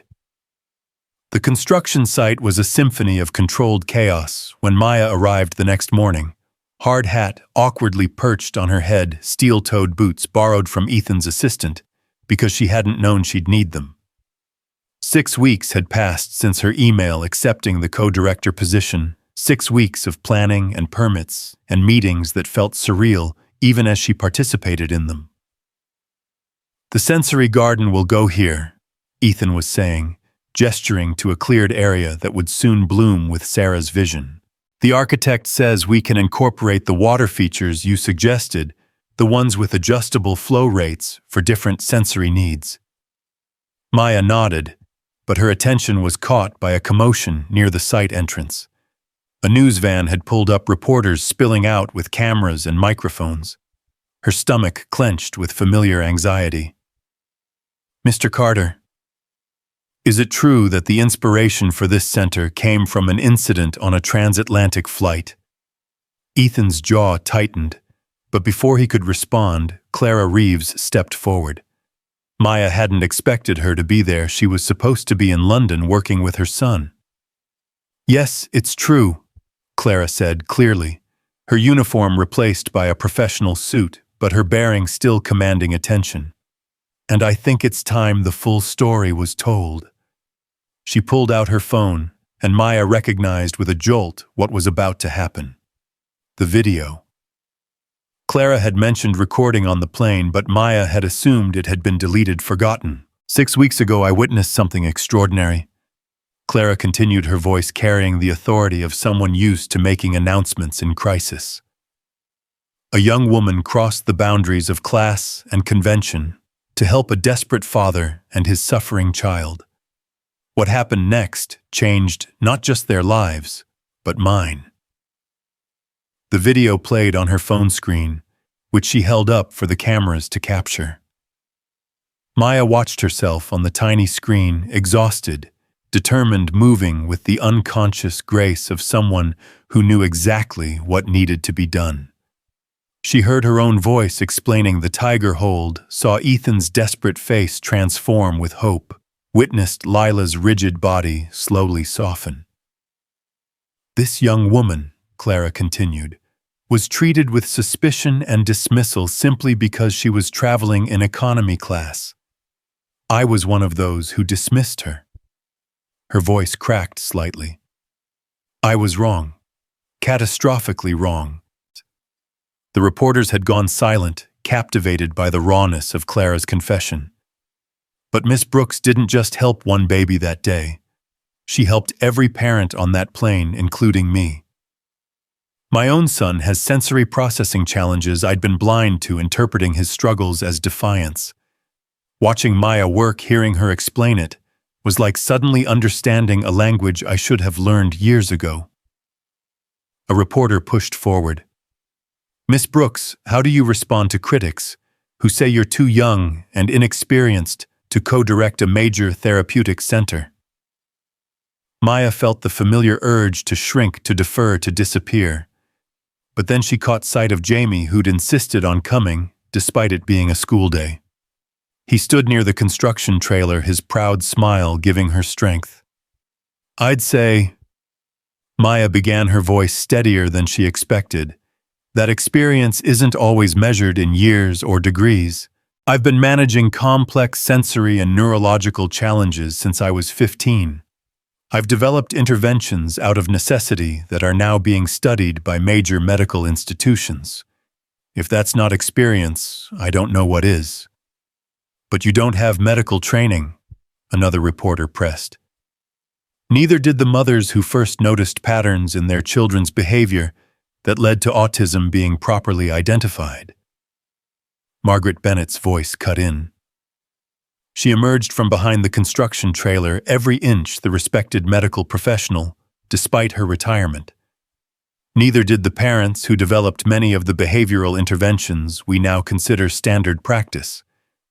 Medical training is valuable, essential even, but it's not the only path to knowledge. She moved to stand beside Maya, a gesture of solidarity that wasn't lost on the cameras. "I spent 40 years in pediatric medicine," Margaret continued. "And in one flight, Maya Brooks taught me more about reading infant distress than many of my textbooks." Why? Because she learned through lived experience, through stakes so high that failure wasn't an option. That kind of knowledge, urgent, practical, refined through repetition, deserves not just recognition, but reverence. The pharmaceutical executive from the flight, Victoria Chen, stepped out of a town car that had just pulled up. Maya hadn't known she was coming either. "My company is investing $3 million in this center," Victoria announced, commanding immediate attention. "Not out of charity, but out of sound business sense. Miss Brooks's techniques are being studied by our research division." Early trials suggest her sensory intervention protocols could revolutionize how we approach pediatric neurology. We're not betting on her potential, we're investing in her proven expertise. Judge Blackwell was next, his imposing figure drawing every camera. In my 30 years on the bench, I've seen hundreds of young defendants with undiagnosed sensory processing disorders, kids who ended up in the justice system because their behaviors were misunderstood. This center, these programs could redirect those trajectories. Miss Brooks understands something crucial. Behavior is communication. If we learn to listen, we might prevent crises instead of just punishing them. Maya felt overwhelmed by the support by these successful, established people validating her knowledge so publicly. But it was Patricia Ashford who delivered the moment that would later go viral, spreading across social media with a speed that surprised everyone. "My grandson hasn't spoken a word in his 5 years of life," Patricia said, her voice trembling with emotion. Specialists called him nonverbal, likely to never communicate traditionally. But after just 3 sessions using Maya's techniques methods, she developed caring for her brother. He said his first word, "Happy." He looked at me and said, "Happy." She pulled out her phone, showing a video of a small boy, eyes bright, clearly forming the word. The press pool collectively held its breath. "This young woman," Patricia continued, tears flowing freely now, "gave my grandson a voice. How dare anyone question her qualifications?" Ethan had been silent through all of this, holding Lila, who was contentedly playing with a sensory toy Maya had recommended. Now he stepped forward. "I want to address something directly," he said, his CEO voice in full effect. "There's been speculation about my relationship with Miss Brooks, suggestions that this partnership is somehow inappropriate. Let me be crystal clear. Maya Brooks saved my daughter from neurological distress that 3 specialists couldn't even identify. She taught me to understand my child when grief had made me blind to everything but my own loss. If that creates a bond, then yes, we're bonded by gratitude, by shared purpose, by the recognition that knowledge doesn't always come from where we expect." He shifted Lila to one arm, pulling out a document with the other. "This is a letter from my late wife's attorney, dated a week before she died." His voice caught, but he continued. "Sarah wrote about her vision for this center, about wanting it to be led by someone who understood struggle intimately, who wouldn't just theorize about challenges, but had lived them. She didn't know Maya would be that person, couldn't have known, but she described someone exactly like her. Young, passionate, educated by necessity as much as by schooling, unafraid to challenge conventional wisdom." He looked directly at the cameras. "My wife believed that the most profound innovations come from those who've had to innovate to survive. Maya Brooks is that innovation personified." The questions continued, but the tide had turned. The narrative was no longer about Maya's youth or lack of traditional credentials. It was about the revolution. She represented the validation of knowledge gained outside institutional walls. As the press conference wound down, Maya found herself standing with Jamie, watching the construction workers return to their tasks, building what would become the Sarah Carter Center for Neurodiversity. "You okay?" Jamie asked, his teenager's intuition picking up on her emotional overwhelm. "I don't know," Maya admitted. "6 weeks ago, I was nobody. Now—" "You were never nobody," Jamie interrupted fiercely. "You were just invisible. There's a difference." Before Maya could respond, her phone buzzed with a notification that would change everything once again. The video Clara had shared wasn't just spreading, it was exploding across social media. Economy class expert was trending. Parents were sharing their own stories of dismissed expertise, of knowledge gained through necessity being devalued by systems that only recognized certain types of authority. A message from a mother in India. "My daughter has sensory processing disorder. Doctors here don't understand. Please, can you help? From a father in Brazil. The video shows you using a specific hold. Can you teach this? From a teacher in Nigeria. I have 3 students who respond like that baby. Everyone says they're defiant. I know they're not. What do I do? The messages kept coming, hundreds, then thousands. Parents, caregivers, teachers, all desperate for the knowledge Maya had developed in the crucible of necessity. We need to respond to these, Maya said, scrolling through the messages with growing urgency. We need to do more than respond, Ethan said, reading over her shoulder.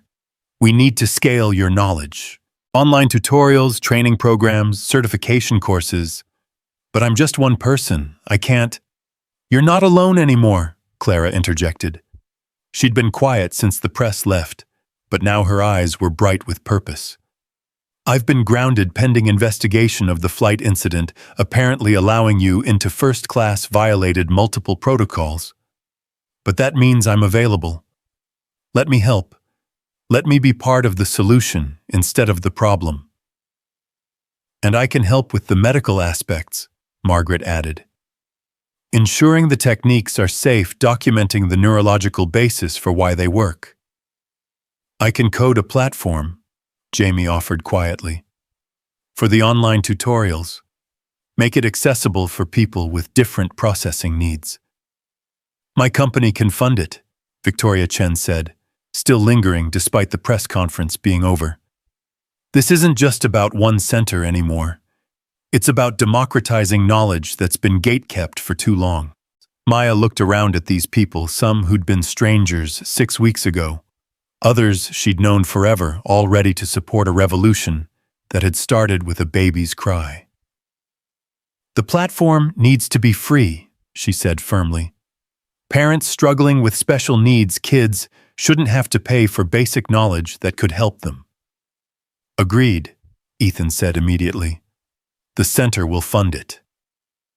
Over the next 72 hours, working on barely any sleep, they built the foundation of what would become the Brooks Method, though Maya fought against the name, preferring community care techniques to emphasize that the knowledge belonged to everyone. Jamie designed an elegant interface that adjusted to users' needs. Larger text for those with vision issues, simplified. Navigation for those with cognitive challenges, video demonstrations for visual learners. Written instructions for those who processed better through reading. Clara worked with Maya to film demonstrations, her own son volunteering to be their model. Watching Clara apply the techniques with him seeing his anxiety visibly decrease was powerful enough that they kept the cameras rolling. This is what I wish I'd known 3 years ago, Clara said to the camera, her son calm in her arms for the first time in months. That his resistance wasn't defiance, it was distress. That his bad behavior was actually communication I didn't know how to interpret. Margaret provided medical commentary explaining the neurological basis for each technique, legitimizing with scientific language what Maya had discovered through trial and error. The platform went live on a Thursday night. By Friday morning, it had been accessed from 93 countries. The testimonials started pouring in immediately. A mother in Japan. My son slept through the night for the first time in 2 years. A teacher in Germany. I tried the sensory break technique with my most challenging student. He completed his first full assignment today. A father in Kenya. I thought I was failing my daughter. Now I understand I was just speaking the wrong language. But with visibility came criticism. Traditional medical professionals questioned the safety of non-credentialed individuals applying these techniques. Academic researchers bristled at knowledge being disseminated without peer review. Some accused Maya of giving false hope to desperate parents. The criticism reached a crescendo when Dr. Harrison Blackstone, no relation to Judge Blackwell, published a scathing editorial in the medical journal Quarterly. Miss Brooks, however well-intentioned, represents a dangerous trend of unqualified individuals presenting themselves as experts based on anecdotal experience rather than rigorous scientific training. Her techniques could delay proper medical intervention for children who need professional help. Maya read the editorial in her dorm room. She was still attending classes, still trying to complete her degree despite everything else, and felt the familiar urge to disappear. Maybe Dr. Blackstone was right. Maybe she was giving false hope. Maybe... Her phone rang. It was Ethan, and he was furious. "I've just read Blackstone's hit piece. We're responding, publicly and forcefully." "Ethan, maybe he has a point." "No." His voice was firm. "Maya Lila had another evaluation yesterday with the top pediatric neurologist in the country. Want to know what she said? That Lila's improvement in 6 weeks exceeds what most children achieve in a year of traditional therapy. That's not anecdotal, that's measurable progress.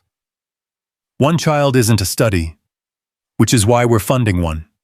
Columbia has agreed to a formal research trial of your techniques. Margaret will oversee it. We'll have data peer review all the legitimacy the Dr. Blackstones of the world require. But Maya legitimacy from institutions doesn't invalidate the legitimacy you've already earned." The study began 2 weeks later with 50 families participating.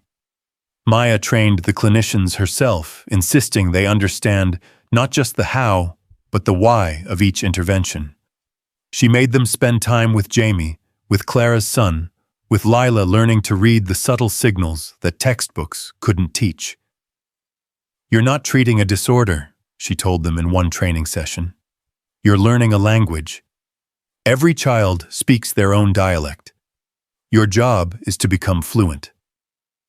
6 months into the study, the preliminary results were undeniable.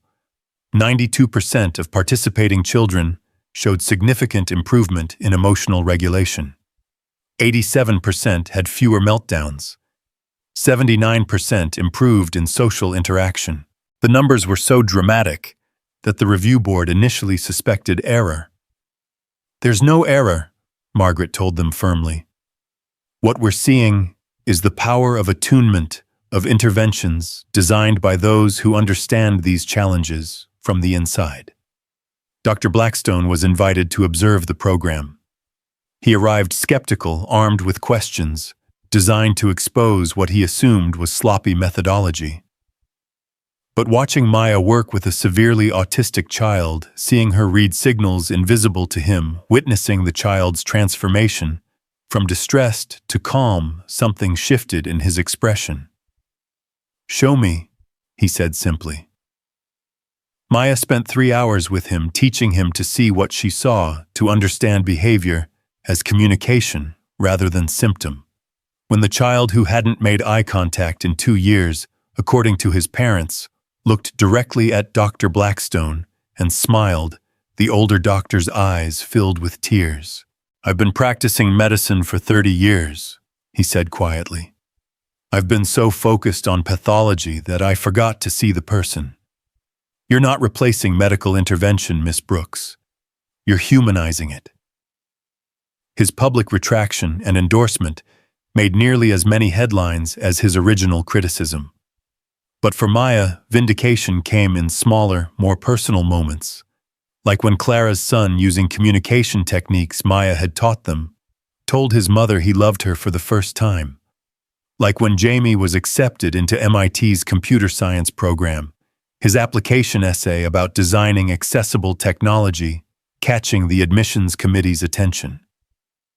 Like when Patricia Ashford's grandson, the one who'd said his first word after learning Maya's techniques, sang a complete song at his kindergarten graduation. The Sarah Carter Center for Neurodiversity opened on a Tuesday exactly 1 year after Flight 447.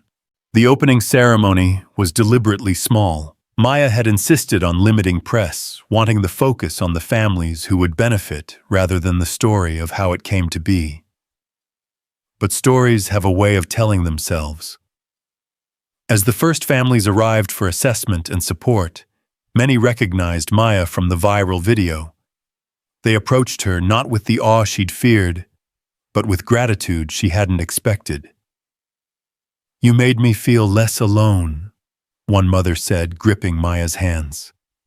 Knowing someone else understood someone else had been through it, that mattered more than any expert's advice. Ethan stood with Lila, now walking, exploring her sensory challenges, managed through the techniques that had become second nature to both of them. He watched Maya move through the center, greeting families, adjusting sensory stations, living the vision Sarah had dreamed, but Maya had made real. "She would have loved this," Patricia Chen said, joining him. Sarah's cousin had become the center's medical director, bridging the gap between innovation and institution. "Sarah would have loved her." "I know," Ethan said softly. "Sometimes I think Sarah somehow sent her." "That sounds crazy." "No," Patricia interrupted. "It sounds like Sarah. She always believed the universe conspired to connect people who needed each other." The day progressed with workshops, demonstrations, families learning techniques that would transform their daily lives. Maya led a session for parents, teaching them the observational skills that had become her trademark. Clara assisted her journey from dismissive flight attendant to advocate, adding weight to her words. "Every behavior has a logic," Maya told the group. "Our job isn't to stop the behavior, but to understand what it's trying to tell us." A father raised his hand. "But what if we get it wrong? What if we misinterpret?" Maya smiled, remembering her own years of trial and error with Jamie. "Then you try again. And again. Love isn't about being perfect, it's about being persistent." As the sun set through the center's specially designed windows, Sarah's innovation, creating light that energized without overwhelming, Maya found herself on the sensory garden's bench, the same one from the architectural plans she'd first seen in that coffee shop. Jamie sat beside her, his MIT acceptance letter still fresh enough that he kept touching his pocket to make sure it was real. "We did it," he said quietly. "We actually did it." "You did it," Maya corrected. "MIT. Jamie. That's all you." "No, I mean this." He gestured to the center, to the families still exploring, to the children playing in spaces designed for their unique needs. "We survived everything, Mom and Dad dying, the hospitals, the seizures, the poverty. And we didn't just survive. We turned it into this." Maya pulled him close, this brother who'd been her anchor and her purpose, who'd grown from a sick little boy into a young man ready to change the world in his own way. "Mom would be proud," Jamie said, voicing what Maya had been thinking. "She would," Maya agreed. "But I think she'd be more proud that we didn't just keep our knowledge to ourselves, that we shared it." A notification on her phone drew her attention. Another video was going viral, this one from inside the center, that's showing a child who'd been nonverbal for 6 years, saying their first words after a session using Maya's techniques. The comments were already pouring in, parents sharing their own breakthroughs, their own discoveries. But it was one comment that stopped her cold. "I was on that flight. Economy class, row 47. I watched you walk through that curtain and thought you were crazy, that you'd be thrown off the plane. Instead, you showed all of us that the boundaries we accept aren't always real. My daughter has autism. Because of what I saw you do that day, I stopped accepting that's just how she is and started learning her language. She's thriving now. Thank you for crossing that curtain. Thank you for showing us we could too."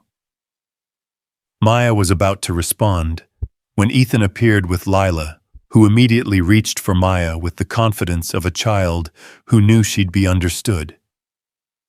"There's someone here to see you," Ethan said, his expression unreadable. Maya looked up to see Dr. Blackstone approaching, but he wasn't alone. With him was a young woman, perhaps 30, holding the hand of a boy who moved with the careful precision of someone navigating a world that felt too intense. "Miss Brooks," Dr. Blackstone said formally, then softened. "Maya, this is my daughter Rachel and my grandson Timothy. Timothy has sensory processing challenges we've been struggling with for years. I've tried every medical intervention, every specialist. But after seeing your work, after understanding what I'd been missing," he paused, visibly emotional. "Would you consider working with them?" Maya looked at this man who'd publicly questioned her expertise, who'd made her doubt herself, now standing before her with the vulnerability of any desperate family member. "I don't work with children," Maya said, causing everyone to look confused. "I work with families. The whole family, including you, Dr. Blackstone." Relief crossed his face. "I was hoping you'd say that. I have 30 years of medical knowledge, but I have so much to learn about seeing my grandson as more than a collection of symptoms." As they walked back into the center together, the renowned doctor, the young woman who'd challenged him, the families they'd both served, Maya caught sight of their reflection in the glass doors. A year ago, she'd been invisible. Her knowledge dismissed, her expertise unrecognized. Now she stood at the center of a revolution that had started with a single moment of courage at 37,000 feet. But revolutions, Maya had learned, weren't about single moments. They were about the accumulation of small acts of courage, the persistence of voices that refused to be silenced, the gradual recognition that expertise came in many forms, and that sometimes those who'd learned through necessity had the most necessary knowledge of all. The center hummed with activity as the evening session began. Parents learning from other parents, professionals humbling themselves to lived experience, children finding spaces that finally made sense to their unique nervous systems. It was Sarah's vision made real, but it was also more. It was proof that boundaries existed, only until someone had the courage to cross them. Maya thought of that flight, of the moment she'd stood up, despite her fear of Margaret's push, and Ethan's desperation, and Clara's transformation. She thought of how a baby's cry had become a catalyst for change that rippled far beyond any of them could have imagined. "Ready?" Ethan asked Lila, comfortable in his arms, no longer the desperate father from the plane, but still grateful for the knowledge Maya had shared. "Ready," Maya confirmed, walking into the center that bore Sarah's name but carried all their stories. The grieving widower, the determined sister, the dismissed flight attendant, the retired nurse, the struggling families who'd found hope in shared understanding. The revolution that had begun at 37,000 feet had landed, taken root, and grown into something beautiful and necessary. And at its heart was a simple truth Maya had always known, but the world was finally beginning to understand, that love paired with observation, necessity paired with innovation, and courage paired with compassion could cross any boundary, could make any voice heard, could turn a cry for help into a chorus of hope. The autumn rain drummed against the windows of Columbia's auditorium as Maya stood backstage, her doctoral defense notes trembling slightly in her hands. 3 years had passed since the center's opening, 3 years of research and validation and growth that still felt surreal. Jamie sat in the front row, home from MIT for the occasion, his presence an anchor in the sea of academic faces that would determine whether her lived experience truly translated into scholarly recognition. "Dr. Brooks." The voice startled her, though the title wasn't official yet. She turned to find Professor Williams, the same man who'd once told her that personal experience was no substitute for rigorous academic training. "Professor," she acknowledged, steeling herself for criticism. "I owe you an apology," he said instead, surprising her. "When you first proposed your dissertation on experiential knowledge in neurodevelopmental intervention, I was skeptical. But your data, your methodology, the way you've bridged the gap between lived experience and empirical research, it's groundbreaking. Before Maya could respond, Margaret Bennett appeared, her silver hair now completely white, but her eyes as sharp as ever. 5 minutes, dear. Ready to make history. It's just a dissertation defense, Maya said, trying to calm her nerves. No, Margaret said firmly. It's validation of every parent who's been told they're overreacting, every caregiver who's been dismissed, every person whose expertise was ignored because it didn't come with the right pedigree. You're not just defending your dissertation, you're defending all of us. The auditorium was fuller than Maya had expected. Beyond the required committee members, she saw faces that had become familiar over the past 3 years. Clara was there now, director of the center's caregiver training program, her son Timothy sitting beside her, calm and engaged. The Ashfords had flown in from London, Patricia dabbing at her eyes before Maya had even begun. Victoria Chen sat with a notebook, still documenting everything for potential pharmaceutical applications. But it was Ethan's presence that simultaneously calmed and unnerved her. He sat with 5-year-old Lila, who was quietly working through a sensory activity book Maya had designed.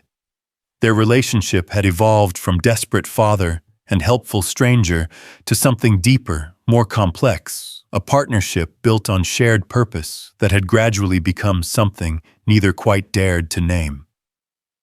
Miss Brooks, the committee chair, Dr. Elizabeth Hartley, began formally. Your dissertation presents a radical reimagining of expertise in therapeutic intervention. You argue that lived experience not only complements, but in some cases surpasses traditional clinical training. Please present your defense. Maya took a breath, feeling the weight of every eye in the room, and began. 3 years ago, a baby cried on a plane. That's how simply this started, with a sound of distress that everyone could hear but few could interpret. Traditional expertise had failed that baby. 3 specialists had examined her and found nothing wrong because they were looking for pathology instead of patterns, for disorders instead of differences. She clicked to her first slide showing the initial data from Flight 447, Lila's vitals during distress. The unsuccessful interventions attempted the immediate physiological changes when her techniques were applied. What I knew, what I'd learned through 8 years of caring for my brother, wasn't in any textbook. It was knowledge born of necessity, refined through repetition, validated through survival. This dissertation argues that such knowledge deserves not just recognition, but integration into our formal understanding of therapeutic intervention. She presented her data methodically, 3 years of documented cases, controlled studies, peer-reviewed publications, co-authored with Margaret. The numbers were compelling, but Maya knew numbers alone wouldn't convince skeptics. Let me show you what this means in practice, she said, clicking to a video. It showed a child in severe distress behavior that would typically be labeled as aggressive or defiant. Then it showed Maya teaching the parents her observation techniques, helping them identify the subtle precursors to meltdown, the environmental triggers, the specific interventions that worked for their unique child. 6 months later, Maya continued showing follow-up footage of the same child, now regulated, engaged, thriving. No medication changes, no intensive medical intervention. Just parents who learn to speak their child's language because someone taught them that behavior is communication. Dr. Hartley leaned forward. Miss Brooks, your critics argue that what you are presenting is merely anecdotal, that your techniques lack the theoretical foundation necessary for academic recognition. How do you respond? Maya had anticipated this question, had practiced her response, but in the moment she threw away her prepared words. Dr. Hartley, when my brother was 8, he had a seizure that nearly killed him. The emergency room doctor, with all his training, all his expertise, couldn't stabilize him. But I knew that Jamie's seizures were triggered by specific sensory overload patterns. I covered his eyes, applied deep pressure to his temples, and hummed at exactly 432 hertz, the frequency that had always calmed him. His seizure stopped. The doctor called it coincidence. I called it 8 years of documenting what worked. She paused, meeting each committee member's eyes. Theoretical foundation is important, crucial even. But theory without application is philosophy, and application without observation is guesswork. What I'm proposing is a third path knowledge that emerges from the intersection of necessity and attention, validated not in laboratories, but in lives lived. Professor Chen, the committee's neuroscience expert, raised his hand. Your documentation is impressive, but can these techniques be standardized? Can they be taught to those without your specific experiences? May I? Clara stood up from the audience and, after a nod from Dr. Hartley, approached the podium. 3 years ago, I was a flight attendant who believed in maintaining strict boundaries. I dismissed Maya because she was young, because she traveled in economy, because she didn't have credentials I recognized. Today, I run a program that has trained over 3,000 caregivers in Maya's techniques. We have an 89% success rate in improving family dynamics for children with sensory processing differences. These techniques can absolutely be taught, but only if we first teach people to see differently. Dr. Blackstone, who had joined the committee as an external examiner, despite or perhaps because of his initial skepticism, spoke up. I'd like to address the elephant in the room. Miss Brooks, you're arguing for a fundamental shift in how we define expertise. You're suggesting that a mother who's raised an autistic child for 10 years might have insights equal to or greater than a physician with decades of training. That's a radical claim. It's only radical if we believe knowledge is hierarchical rather than complementary, Maya responded. I'm not saying medical training doesn't matter, it absolutely does. But I am saying that dismissing lived experience is not just arrogant, it's dangerous. How many children have suffered because their parents' observations were dismissed? How many interventions have failed because they were designed by people who understood the condition, but not the person? She clicked to her final slide, a photograph from the center showing children playing in spaces designed for their sensory needs, parents, learning from other parents, professionals and families working as equals. This is what happens when we honor all forms of expertise, when we recognize that knowledge comes from many sources, and that sometimes those who've had to learn to survive have the most to teach about thriving. The committee recessed for deliberation. Maya found herself in the hallway with Jamie, who pulled her into a fierce hug. You killed it, he said simply. Mom and Dad would be so proud. I kept thinking about Mom's journal, Maya admitted. How she documented everything about your care, but no one took her seriously because she was just a mother. Now thousands of mothers are being heard because of you, Jamie pointed out. Ethan approached with Lila, who immediately reached for Maya. It had become their pattern, Lila seeking Maya when overwhelmed, finding comfort in the familiar pressure of her hold. How are you so calm? Maya asked him, adjusting Lila automatically. Because I know what you've accomplished, regardless of what that committee decides, Ethan said. The center has helped over 5,000 families. The online platform has been accessed from every country in the world. The techniques you developed in our apartment at 3 a.m. with a screaming baby have been published in Nature Neuroscience. You've already won, Maya. This is just paperwork.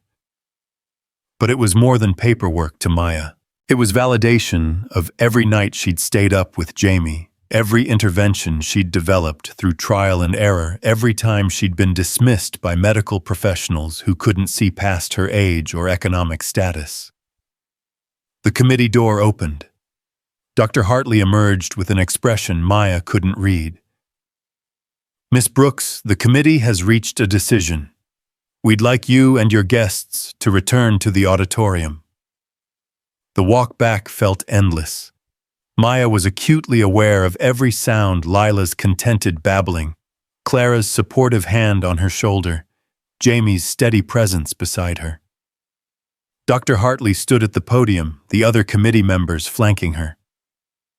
Miss Brooks, your dissertation presents significant challenges to traditional academic frameworks.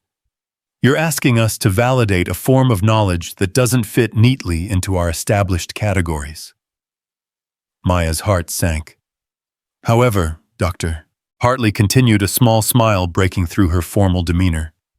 Innovation rarely fits into established categories. Your work demonstrates not only rigorous scholarship, but also the courage to challenge fundamental assumptions about the nature of expertise itself. The committee unanimously approves your dissertation with highest distinction. The auditorium erupted. Maya found herself surrounded by embraces, Jamie lifting her off her feet, Margaret crying openly, Clara hugging them both. Through the crowd, she saw Ethan holding Lila, his eyes bright with pride and something else, something that had been building between them for 3 years, but neither had acknowledged. Furthermore, Dr. Hartley continued, raising her voice over the celebration. The committee recommends that Columbia University establish a new research center focused on experiential knowledge in therapeutic intervention with Dr. Maya Brooks as its founding director. Maya couldn't breathe. A research center at Columbia. Not just validation, but institutionalization of everything she'd fought for. There's one condition. Dr. Hartley added, her eyes twinkling.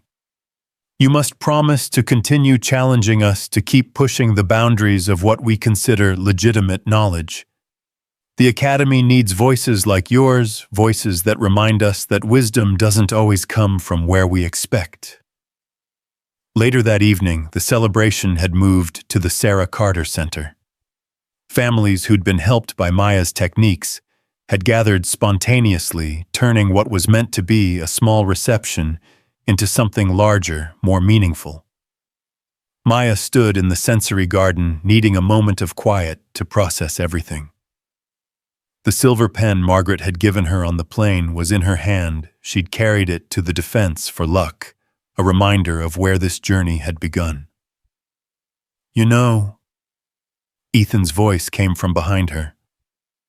Sarah would have loved this. Not just the success, but the way you've achieved it, by insisting that every voice matters. Maya turned to face him. Lila was with Patricia Chen for the evening, and for once it was just the two of them. I couldn't have done any of this without you, Maya said. Without that flight, without your trust, when I was just a stranger crossing into first class. You were never just anything, Ethan interrupted. From the moment you took Lila, I knew you were extraordinary. It just took the rest of the world a while to catch up. There was something in his voice, a weight to the words, that made Maya's heart race. Ethan, I know, he said quickly. I know it's complicated. You're focused on your career, on Jamie, on changing the world. And I'm still figuring out how to be a single father, how to honor Sarah's memory while moving forward. But Maya, these 3 years working beside you, watching you turn pain into purpose. I need you to know that somewhere along the way, admiration became something more. Maya looked at this man who'd trusted her when she was nobody, who'd stood by her through every challenge and triumph, who'd never once made her feel like she owed him anything, despite everything he'd given. I know, she said softly. Me too. They stood there in the garden Sarah had designed in the center Maya had built, surrounded by the legacy of love transformed into action. It wasn't the right time for anything more than acknowledgement. They both had too much healing and growing still to do. But it was a beginning, another boundary crossed, another possibility opened. Jamie appeared in the doorway grinning. Hey, Dr. Brooks, there's someone here to see you. Maya followed him inside to find a woman she didn't recognize holding the hand of a boy who moved with the careful precision of someone navigating sensory overload. Dr. Brooks, the woman said, her accent marking her as from somewhere in the American South. "I'm Rebecca Martinez. This is my son, David. We've been following your work online using your techniques, but I'm actually here because of this." She pulled out a worn notebook, and Maya gasped. It was identical to Margaret's, the one she'd been given on the plane. "My mother was a NICU nurse, worked with Margaret Bennett 40 years ago. She kept her own observations, her own techniques, but no one ever listened to her because she was just a nurse, and a black nurse at that. When I saw your story, when I realized you were working with Margaret, I knew it was time to share what my mother knew." Maya opened the notebook, seeing decades of careful observations, techniques that paralleled and in some cases surpassed her own discoveries. "There are more of us," Rebecca continued. "Parents, caregivers, people who've been developing interventions out of necessity for generations. We've been silent because no one validated our knowledge. But you've changed that. You've shown that our expertise matters." Maya looked around the room at the families she'd helped, at the professionals who'd learned to see differently, at Jamie, who was already chatting with David about accessible gaming design. This was the revolution she'd dreamed of, but it was bigger than she'd imagined. It wasn't just about her knowledge being recognized. It was about creating space for all the hidden expertise that had been dismissed or ignored. "Then let's document it all," Maya said, her voice carrying the authority of someone who'd earned her title through more than just academic achievement. "Every technique, every observation, every piece of knowledge that's been developed by people who had no choice but to become experts. We'll create a new kind of database, one that honors experiential knowledge alongside clinical research." Margaret stepped forward, now in her 80s but still vibrant. "I've been waiting 40 years to hear someone say that. My generation documented what we could, but we were voices in the wilderness. You've created a chorus." Over the following months, the project grew beyond anything they'd imagined. The Experiential Knowledge Archive, as it came to be known, collected wisdom from caregivers worldwide. Parents in rural India shared sensory techniques passed down through generations. Siblings in Brazil documented behavioral patterns no clinical study had captured. Grandparents in Nigeria contributed observations about environmental interventions that predated Western therapeutic models. Jamie, now in his final year at MIT, designed the platform that would house this knowledge, making it searchable, translatable, accessible to anyone with an internet connection. His work caught the attention of major tech companies, but he turned down their offers. "This isn't about profit," he told Maya during one of their video calls. "It's about making sure no family goes through what we did, feeling alone, dismissed, like their knowledge doesn't matter." The platform launched on a Tuesday, exactly 4 years after Flight 447. Maya stood at the podium in Columbia's largest auditorium, looking out at an audience that included everyone who'd been part of this journey. Clara sat with her son, both wearing matching T-shirts that read, "Behavior is communication." The Ashfords had brought their grandson, now verbal and thriving. Victoria Chen was there with a team of researchers documenting everything for medical journals. But it was the presence of the families, hundreds of them, many who'd traveled from across the country, that moved Maya most. These were the people who'd been told their observations didn't matter, that their expertise wasn't real, that they needed to defer to professionals who often understood less about their children than they did. 4 years ago, Maya began, her voice steady despite the emotion threatening to overwhelm her. "I was a nobody on a plane, afraid to cross from economy to first class, afraid to claim knowledge that didn't come with credentials. Today we launch a platform that says every person's expertise matters, that knowledge born of necessity is as valid as knowledge born in laboratories." She clicked to show the platform's interface, Jamie's elegant design making complex information accessible. "In the first hour since soft launch, we've had uploads from 17 countries.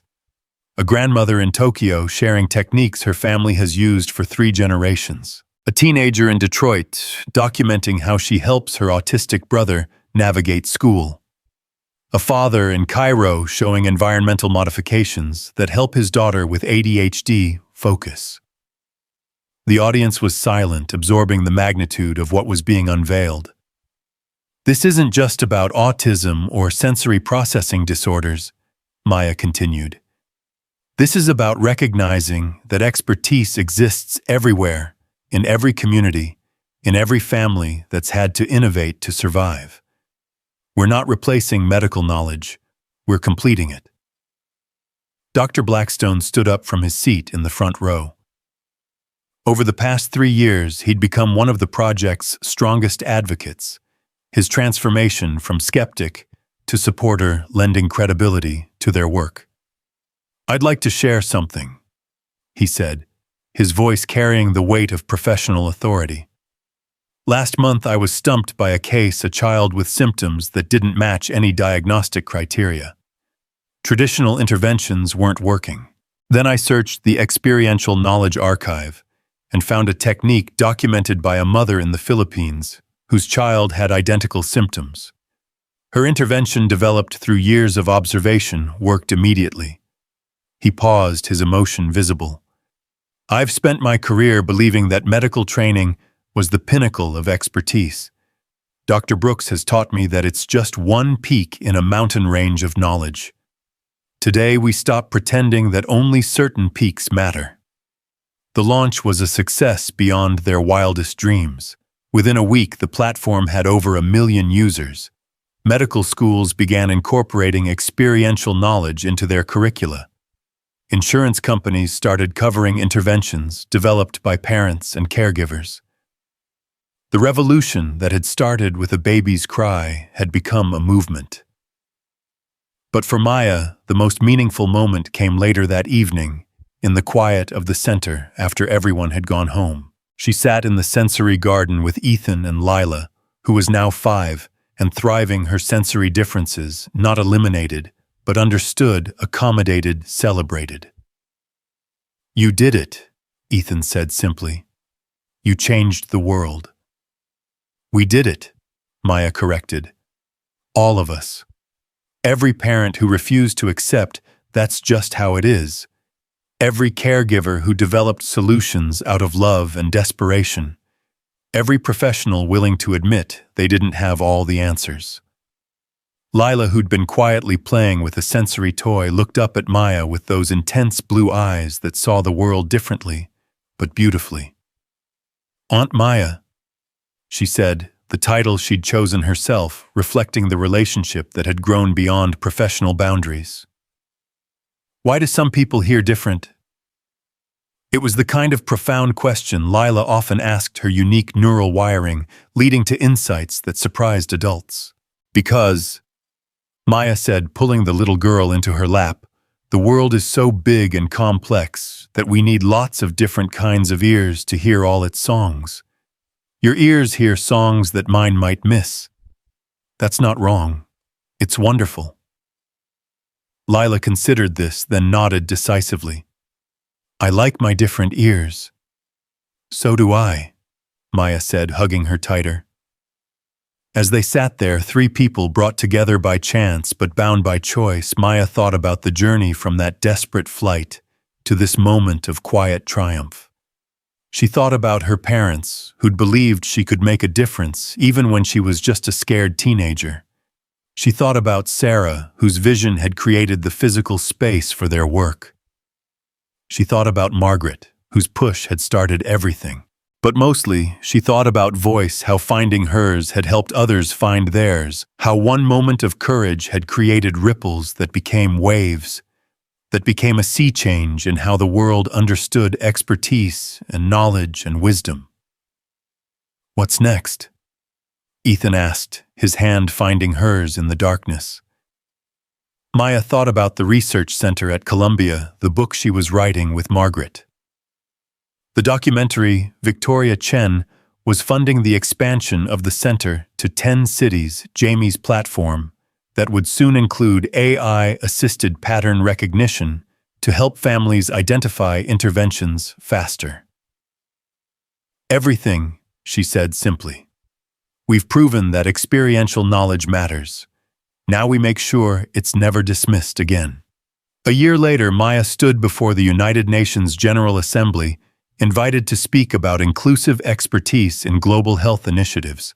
The girl who'd been afraid to cross from economy to first class now stood before world leaders advocating for the recognition of knowledge that existed in every community, every culture, every family that had learned to adapt and survive. Expertise, she told the assembly, is not a privilege reserved for the credentialed few. It exists wherever humans have faced challenges and developed solutions. Our role is not to grant expertise, but to recognize it where it already exists, to amplify voices that have been silenced, not because they lack wisdom, but because they lack platforms. The standing ovation that followed wasn't just for Maya.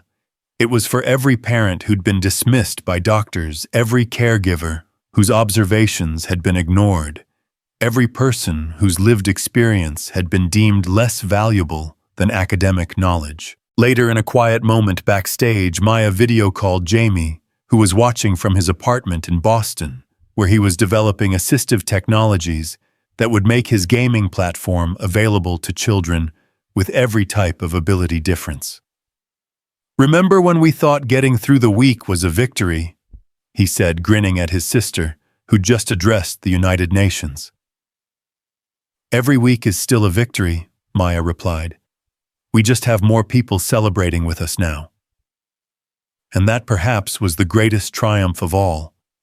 Not that Maya had become Dr. Brooks, not that she'd built centers and platforms and movements, but that she'd helped create a world where no one had to struggle alone, where expertise was recognized, wherever it existed, where a baby's cry on a plane could lead to a revolution in how humanity understood itself. The story that had begun at 37,000 feet had no real ending. It continued in every family that found help through the platform, every professional who learned to see differently, every child whose differences were accommodated rather than pathologized. It continued in the work of Jamie and Clara and Margaret and all the others who'd joined the movement. It continued in the relationship between Maya and Ethan, which had grown from crisis to partnership to something deeper, a love built on shared purpose and mutual respect.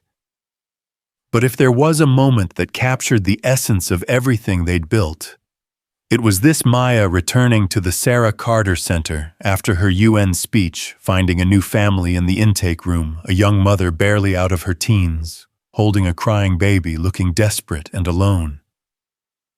"They say something's wrong with him," the mother said, tears streaming down her face. "But I know my baby. I know he's trying to tell me something. No one will listen." Maya knelt beside her, seeing herself 3 years ago, seeing her mother, seeing every parent who'd been dismissed and doubting. "I'm listening," Maya said simply. "Tell me everything you've noticed. Every sound, every pattern, every instinct you have. Your expertise matters here." As the young mother began to speak, her voice growing stronger with each observation she shared, Maya knew that this was the true revolution, not the accolades or the platforms or the recognition, but this moment repeated thousands of times across the world, when someone who'd been silenced found their voice, when knowledge that had been dismissed was finally honored, when expertise was recognized not by its source, but by its truth. The revolution that had begun with a baby's cry at 37,000 feet had landed everywhere in every heart that understood that wisdom came from many sources, that love paired with observation was its own form of genius, and that sometimes the most profound changes began with the simplest act of all, one person having the courage to cross a boundary and say, "I can help."